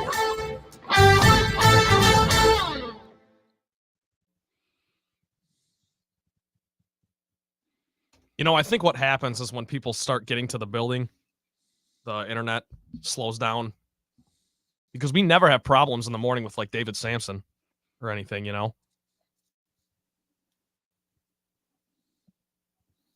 that's effing ridiculous.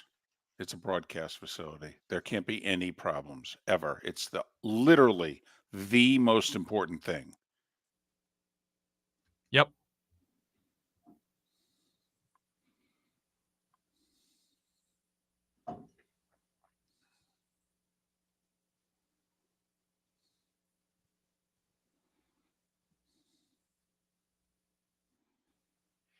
One of the Derby favorites got the 17 slot.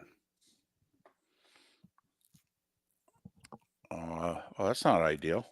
No, the other one got the 2. That's not ideal either. No.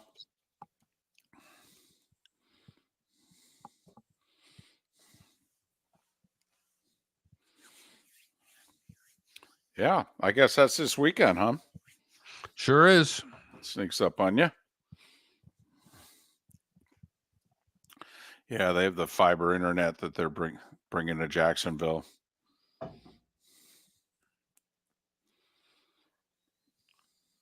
Yeah, and the internet's fine. It's the computer, guys. Well, and we know it doesn't affect the Twitch stream. Like, we know what the problem is. It's just what goes over the air. Like, David froze up, and it was like, Well, no, it did affect the Twitch. Like, on my end, I was fine. You guys were completely frozen all the time.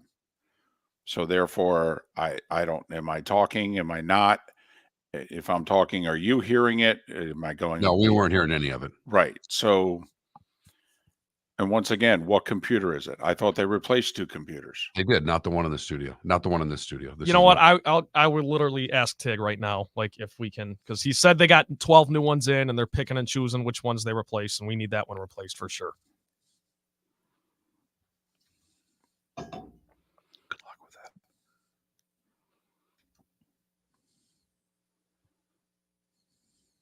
I don't know. He likes me. I got a chance. I got a shot.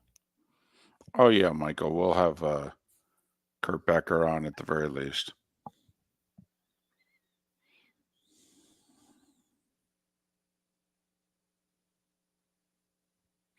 Well, when you go in and talk to them, just say, listen, the computer's freezing up on the air.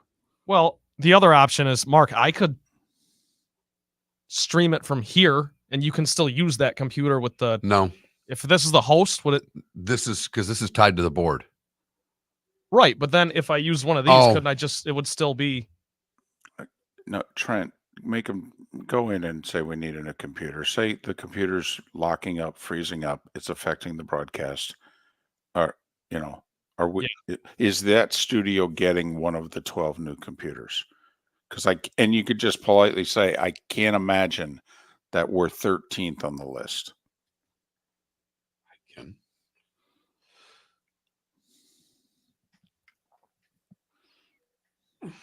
I don't mean us as in Miller and Moulton. I mean like computers in the studio. That it's difficult to imagine that they have 12 greater needs for a new computer than that situation. No. You can't make it about Miller and Moulton. They don't give a shit about us. We're only the number one show on the station.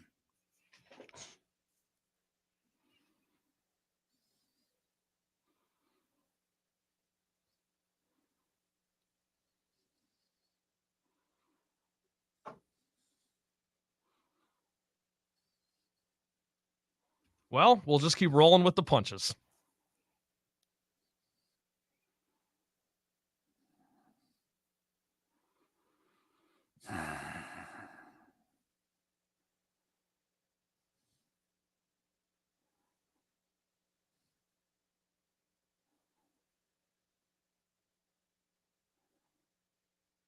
Yeah, it's old logic, man. It's really old.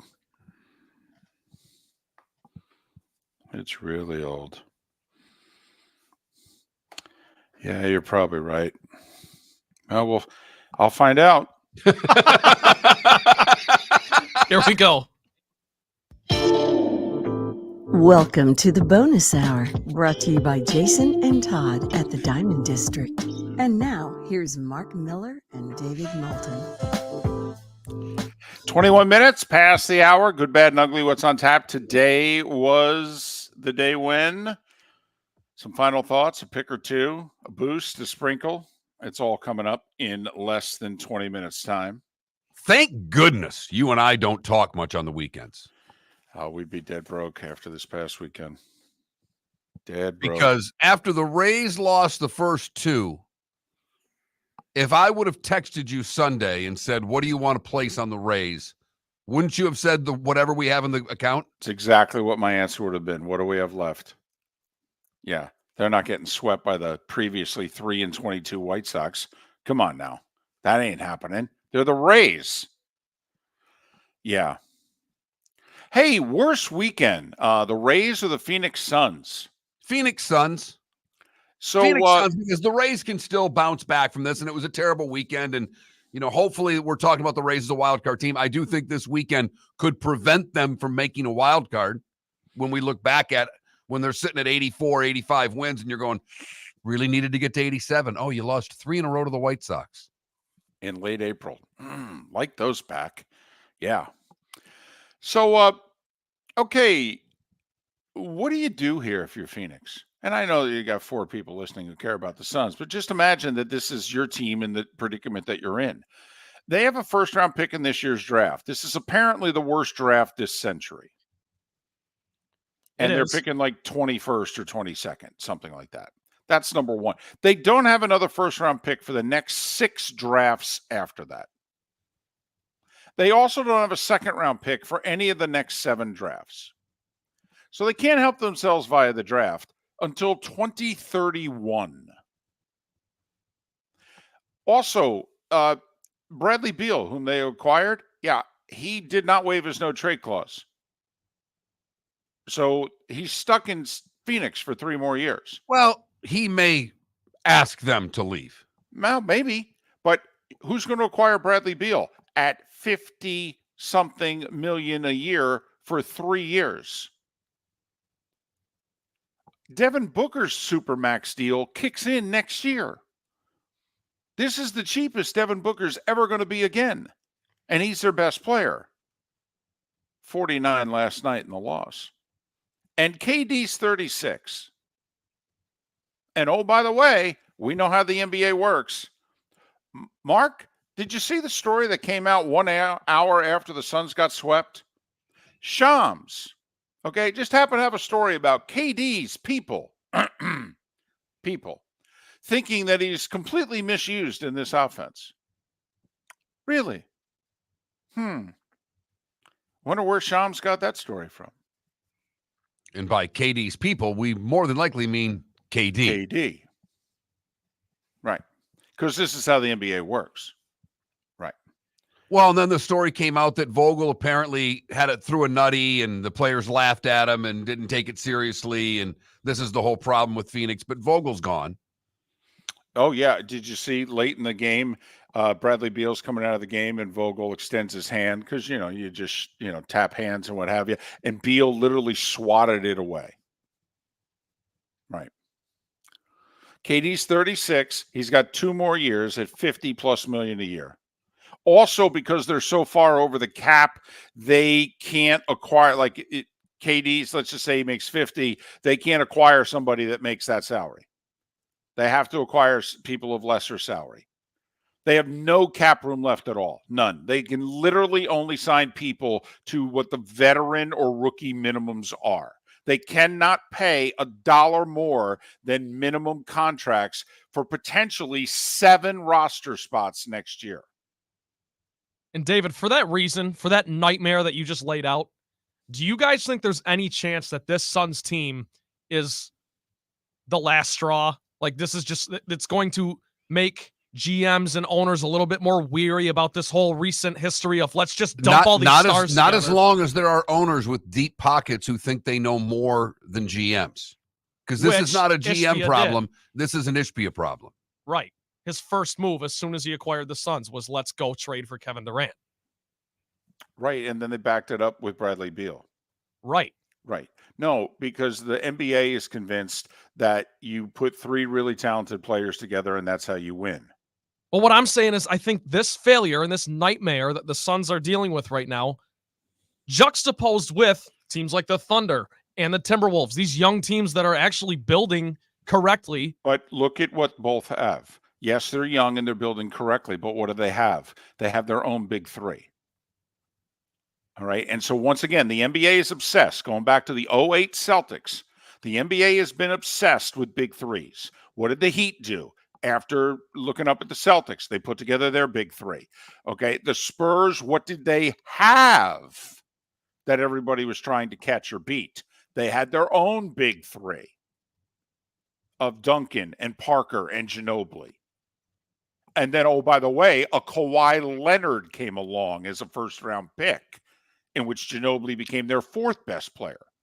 So no, Trent, the league is obsessed with big 3s. And I don't know who it's going to take to do. Even look at the Nuggets closely.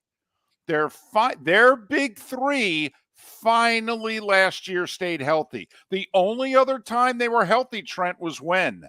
The bubble. They went to the conference final. People forget that. That's who the Lakers beat in the Western Conference final.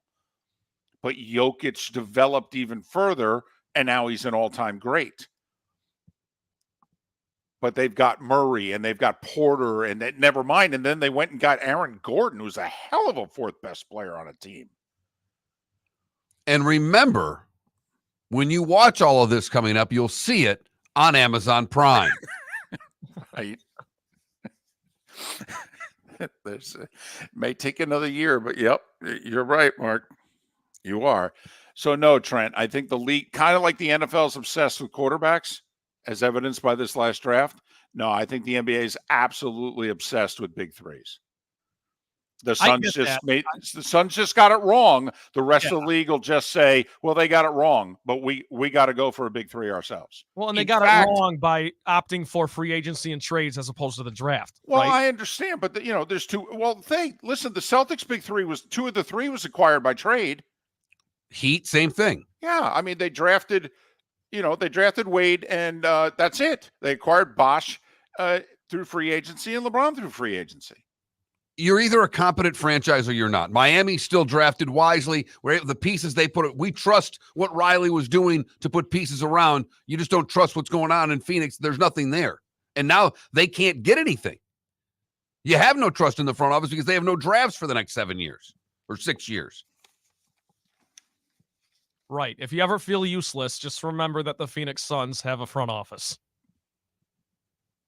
I mean, the Vikings are looking at the Suns going, we're set for the draft. Yeah, we've got 3 picks next year, 2 of them in the 5th round. We're loaded compared to you guys.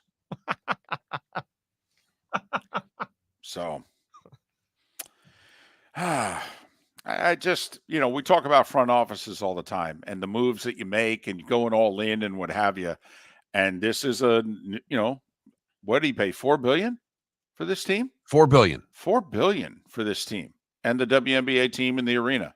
$4 billion. Right. And in 2 years, remember, he bought a team that in back-to-back years went to the finals and then the next year won 63 games, 64, one of the most games in the league before Dallas took them out in the second round. Right. I mean, I think he bought them late in that year where they won the most games in the league. Yeah, he did. Yep. Right. They won 7 with the Mavs, right? Yeah. By the way, that coach somehow can't win more than 14 games with the team he's with now, but it's not the coach. Yeah, the talent's a little different. Well, he's getting paid a lot of money. He is. Good for him. We should The only way they could get him, because no one else would take the job unless they drastically overpaid. One other sports note that's actually developing during the show. Jarvis Landry is apparently going to be in Jags training camp. Jarvis Landry didn't play last year, but he didn't retire. He's 31. Took the year off. He said, my body needed to heal. I was banged up. Jarvis Landry's going to be in the Jags training camp at 31 years of age. Interesting. Miller and Moulton. Visit Jason and Todd at the Diamond District. When choosing something of high value and personal significance, such as a diamond, you want to shop with the best. And the mall is not the place to be. Here are my friends, Jason and Todd with the Diamond District. Take a stroll in the mall, pop into a few joy stores, and you'll soon discover you're in the wrong place. Rings begin to look all alike. You're not finding GIA certified diamonds. You quickly realize you know more than a salesperson helping you, and all the same financing gets pushed on you. Visit Jason and me, and you'll find America's top bridal designers dealing exclusively with the Diamond District. You'll find the largest selection of GIA certified diamonds, all priced 8 to 10% over cost. You'll find educated sales consultants who have many years' experience and are not paid commissions. And you'll find Todd and me in the store nearly every day, wanting to shake your hand and welcome you to our Diamond District family. Visit Jason and Todd at the Diamond District. The law firm of Michael F. Hornung specializes in criminal defense, DUI, personal injury, nursing home claims, and auto accidents. I'm a former prosecutor with over 34 years of experience. The information I know is information you need to know. If you've been arrested for a DUI, time is of the essence to maintain your driving privileges. Call the law firm of Michael F. Hornung for a free consultation. At the law firm of Michael F. Hornung, we are committed to excellence in your representation. Being a local attorney with local knowledge is clutch to the success of your case. For over 30 years, we have successfully represented the citizens of Southwest Florida. For a free consultation, call 239-437-0095. That's 239-437-0095. Our offices are conveniently located in Fort Myers. Visit online at mfh-law.com. You are listening to Miller and Moulton on the Florida Sports Network.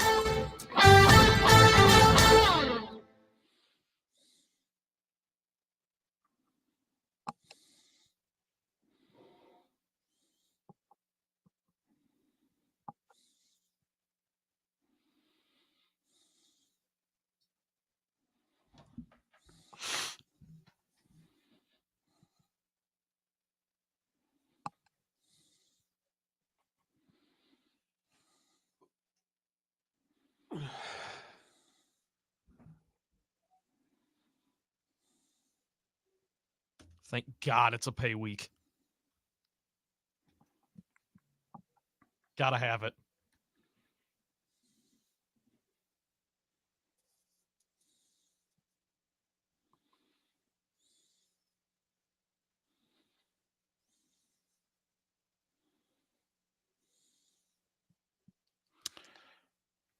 Yeah, it does look like Boomer Esiason is out at NFL Today.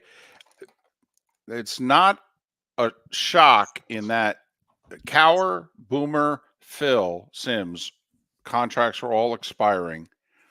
Outgoing CBS News president, new CBS Sports president, I should say, just took over 2 weeks ago. David Burson. There's not much left for David Burson to do. The college football contracts locked in, NFL contracts locked in, their soccer deals are locked in, their PGA Tour deals, I think, are locked in through 2028. They're not getting involved in the NBA. There's not, quite frankly, many places for David Burson, who waited 10 years for this job, to put his stamp on CBS, if not to revamp the NFL Today. And maybe some announcing booth. He could hire a new announcer or two for golf, but he'll probably at some point force Bill Raftery out, move Jay Wright in. Now, I don't think they'll fire Raftery. I think they'll move Raftery to like the number 2 team or something like that. But Or just cut back on the amount of games he does. Well, he already splits it with. I mean, CBS doesn't do a ton of college basketball. I mean, they don't. Not so. I mean, Bill. Will they be doing more now though with the Big Ten contract? Well, I don't know that they get more Big Ten games, if you know what I mean. I don't know, but maybe. But CBS also doesn't get in the way in the raft with Fox. I mean, they just like, listen, we'll get you come tournament time. Big Ten conference tournament and the NCAA tournament.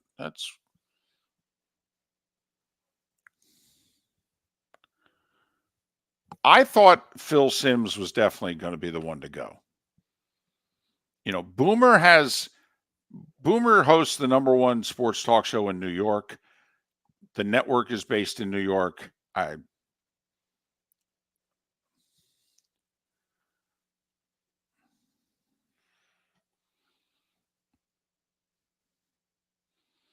But I could see where that show's trying to become a little younger, a little more current. I mean, Boomer's last game was mid to late 90s. Phil Simms' last game was 93. The same could be said with the Fox crew, though. Terry's last game was 83. Howie's last game was, I think, like 92. Yeah, but that show's worked, and those guys have blossomed off and done a lot of other things to stay much more relevant outside of the sports world. I mean, Terry's done movies, and Howie's on. They get Howie on a lot of, and Howie appeals to women. He's a good-looking guy. Yep. I mean, there's not a woman I know that from my mom to my wife that Howie Long. They stop what they're doing and watch Howie Long. And they all love Terry too. Women love Terry Bradshaw. Love Terry. My grandma loves Terry Bradshaw. So is my mom. Right. He's got his own reality TV show. Oh, yeah. Oh. Yinzer, we brought that up late last week. Should Kuiper get in the Football Hall of Fame as a contributor? And neither one of us had a problem with it as a contributor, because that's very wide open, generic. Now, the thing would be interesting. They also have the Pete Rozelle Award from the Hall of Fame is a broadcasting award. Nance, Al Michaels, and Buck are all in for that reason. Would be interesting if you gave that to Kuiper. I think Berman's in it too.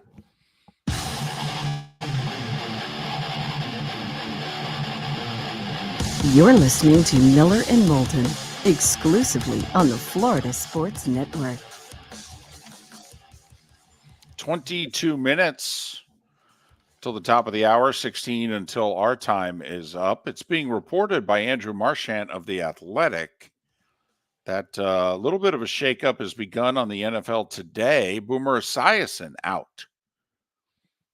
And there's a new president of CBS Sports. Cower, Phil Simms, and Boomer's contracts all expiring. So we'll see, it's a show that Pat Kerwin's a part of. Pat will be on the show tomorrow. But being reported, and I guess Boomer Esiason addressed it on his morning sports show in New York City on WFAN. He airs the same time as us, 6 to 10.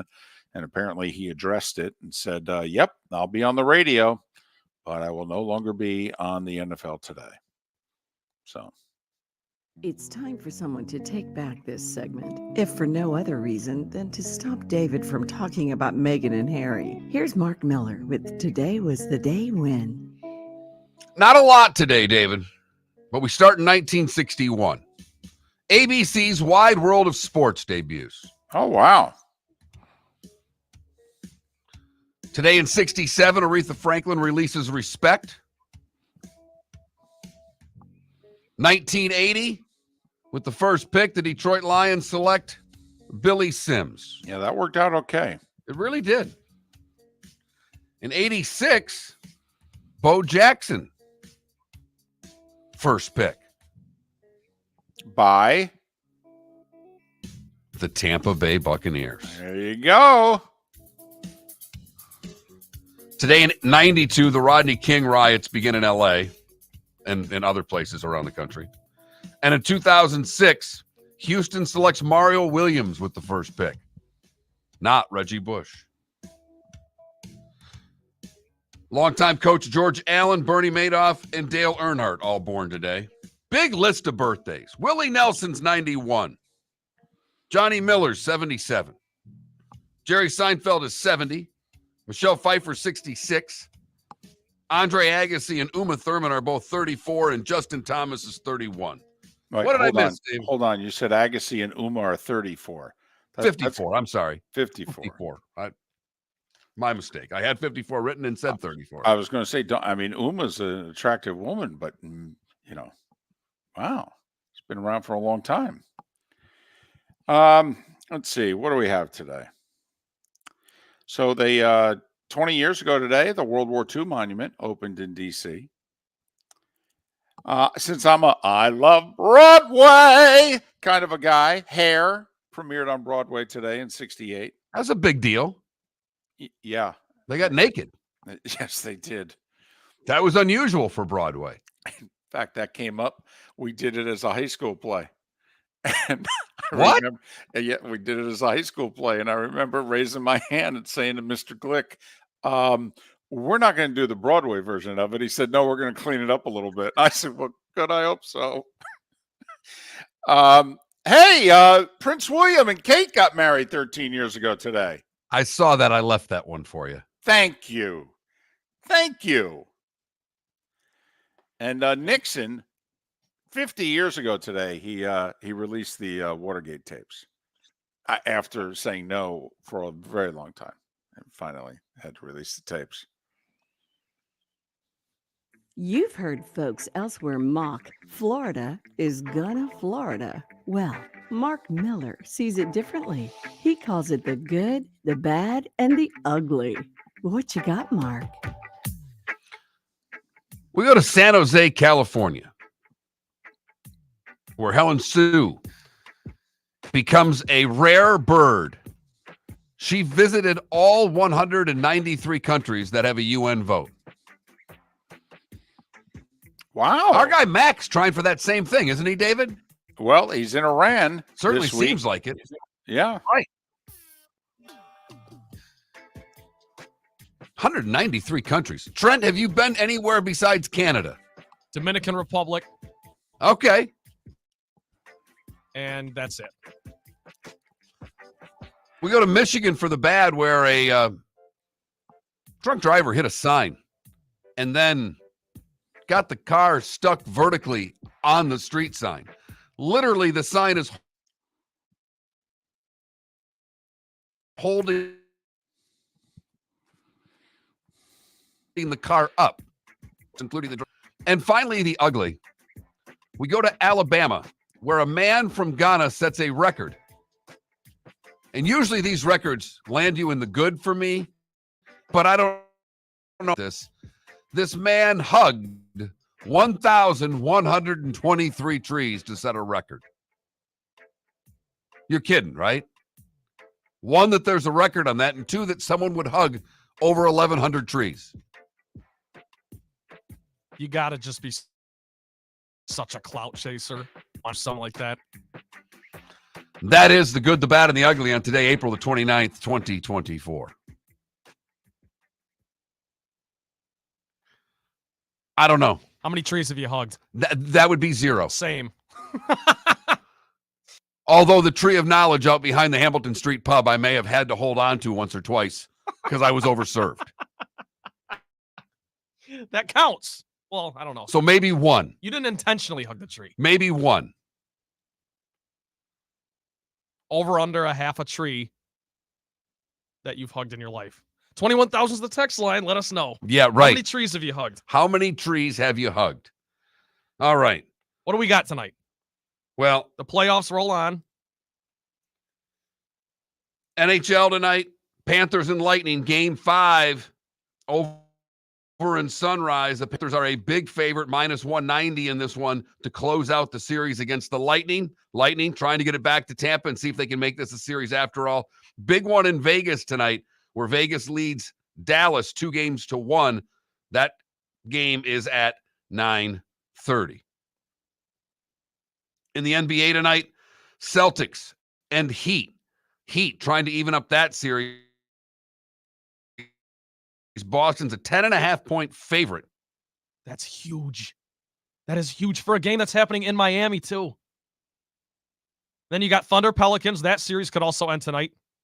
OKC trying to sweep. They're up 3-0. They are 5.5-point favorites. That is the NBA TV game tonight. Yeah, the Celtics, outside of the game where Miami made all their threes, have just dominated, crushed them. Right. And I guess this is kind of how you would maybe expect this series to go. And right. Lakers and Nuggets. That one is the late game, 10 o'clock. Nuggets are a 7.5-point favorite in that one. Do you think the Nuggets close it out? I think they close it out. I don't know whether or not they'll cover. You're going to get everything LA has, but I don't think the Lakers have enough. LeBron's played terrifically. He really has. Yep. So has Anthony Davis, largely, honest, for most of the series. AD's been phenomenal too, but Denver's 7.5-point favorites going for the gentleman's sweep. I will say if the Lakers are able to somehow get this one tonight, then they got to come back to LA for game 6, and then we got a series. But that's really all we're trying to find out tonight. And these, same thing with the Panthers and Lightning. The Lightning looked really good. They got the defenseman back. That's a big help. Stamkos was terrific.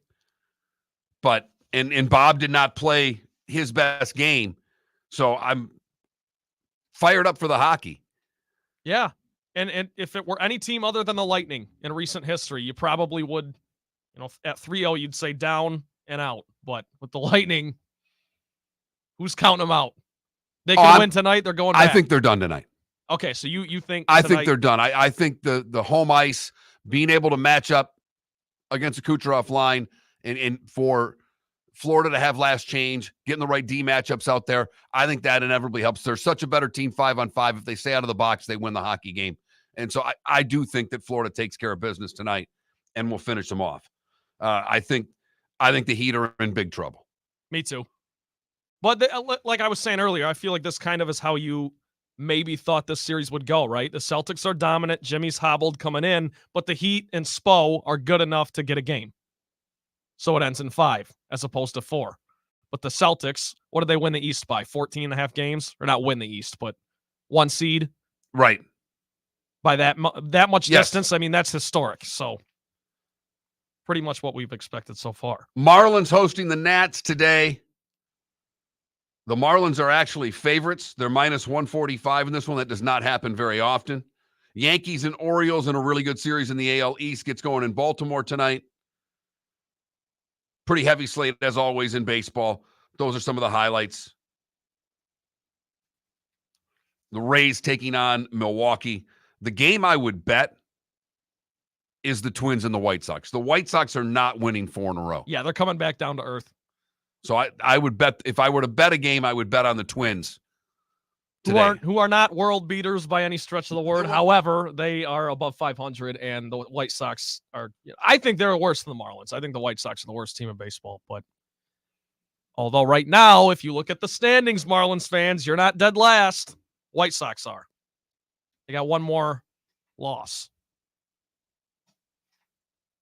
So that's what's on tap tonight. Pat Kerwin, David Sampson on the show tomorrow. Now, hopefully David Moulton will be back because the computer decided to take a big you-know-what right here at the end of the show. We made it. We almost made it to the finish line. We had like 4 minutes left to go, and we lost Moulton. We lost the computer. We didn't lose Moulton. Right. This thing is completely locked up and jammed. Well, but engineering's on it. We're working on it. So there you have it. Out of our hands. Not we're much. rolling with the punches, right? I'm not rolling. I mean, I'm literally. This freaks me out. This is the one thing that completely can silence me because I'm ready to have a conversation, and I look up, and it's a blank screen. Nobody to have the conversation No. with. Well, lucky for you. I mean, you did your own show for a while, so. Oh, I'm not worried about it, but at the end of the show, there's not much. We've kind of covered all the bases. Yes. I will say, the Tepper thing with the hat, I thought was fun. That was. You had to be locked into the hoop. Your play of the day was sensational today. Right. But Anthony Edwards. Go Anthony check it out. Edwards with one of the best dunks you're going to see. And I'm getting a little fired up now to see, the one thing about Minnesota sweeping and OKC looking like they're sweeping. We might have a pretty good matchup here. And the younger guard, too. Right. That's what's going on. Shai Gilgeous-Alexander and Anthony Edwards, they're kind of taking the torch from Kevin Durant in the first round. So the NBA playoffs, which the ratings will stink because the good teams are going to get knocked out. Right. Lakers probably get knocked out tonight. They're done. Phoenix with KD, they're out. Obviously, no Golden State. So there will be a lot of talk on the four-letter network about the Lakers and Suns and what they need to do, as opposed to hyping up the next series with some really good players. Because you're right, with what Edwards is doing, with SGA's doing, this is heady stuff. This NBA playoffs is a little bit reminiscent of the Final Four from 2 years ago, where it's a lot of teams that aren't necessarily blue bloods. They don't draw the ratings, but it's if you want to watch good basketball, good fundamental basketball, if you're a purist, like I am, and I know I'm in the minority. You're a purist? I'm a basketball purist. You're a basketball purist. Purist. Can you be a basketball purist at 24 years old? I don't know. That's a good question. I might stand corrected. However, yeah, I think we're shaping up to have a really good second round. Because the only thing left and it's too bad that the Knicks are as banged up as they are, because what Brunson's doing is a riot. He was spectacular yesterday. Embiid was awful in the fourth quarter again. He's had one good fourth quarter in 4 games. It's the only game that they've won. Mark, Joel Embiid, I believe I saw this the other day, the only MVP winner ever to never play in a conference finals. He's not even made the conference finals. And if that doesn't speak to the NBA these days, I don't know what does. Well, it's the league you love. And it's why there's a lot of us. When you say basketball purist, that's why I give you a hard time, because this it's warranted. Warranted. Is this pure, or is this just chucking threes? And whoever makes the most wins, which is why Denver's refreshing the way they play the game. Right. Well, in the one game the Heat won in the series, what did they do? They made a blank load of threes. Yeah. What did they make? 23 threes in that game? 26 maybe. It was a lot. Or yeah, because Boston had 23 in the first game. Miami came back with 25, 26 the next game. Just bombing away. Yeah, that's a good point. You're right. I got nothing. Well, no, it's just it can make it a tough. It makes it a tough watch when they're not making them. Yeah. When the game's on, I'll give you credit. When the threes are going, because everything else will then open up. Mid-range game opens, drives open up when threes start going down. If not, it's let them chuck them. We'll clog the middle. Yep. And there's nothing for you to do. And the pace of play suffers and all that good stuff. I know. I hear you. But I will make sure I let David know tomorrow that you are a basketball purist. Ant Edwards, baby. Excited to watch more basketball from him, from Minnesota. And that's the rest of the networks going, what? Yeah. Minnesota? As we have one series in both sports at 2-2. It's Cleveland and Orlando. Only seen on NBA TV. Pat Kerwin, David Sampson on the show tomorrow. Hope you'll join us there. Have a great rest of your day. Thanks for listening to Miller and Moulton. Mark Miller for Molly Maid. Why Molly Maid, you ask? Trust. Moulton was a customer for 15 years. Affordability. Didn't I just say Moulton was a customer for 15 years? Worry-free services. Our professional house cleaners are fully insured and a 24-hour warranty. Call Molly Maids today at 239-774-5839. That's 239-774-5839 or online at mollymaid.com/FTMYERS. That's mollymaid.com/FTMYERS. Visit Jason and Todd at the Diamond District. 20 years ago, Jason and I had the idea for a jewelry store like no other, with a vast selection of certified diamonds priced 8 to 12% over cost. A team of individuals who are educated, driven, and believe in cultivating relationships. Today, we have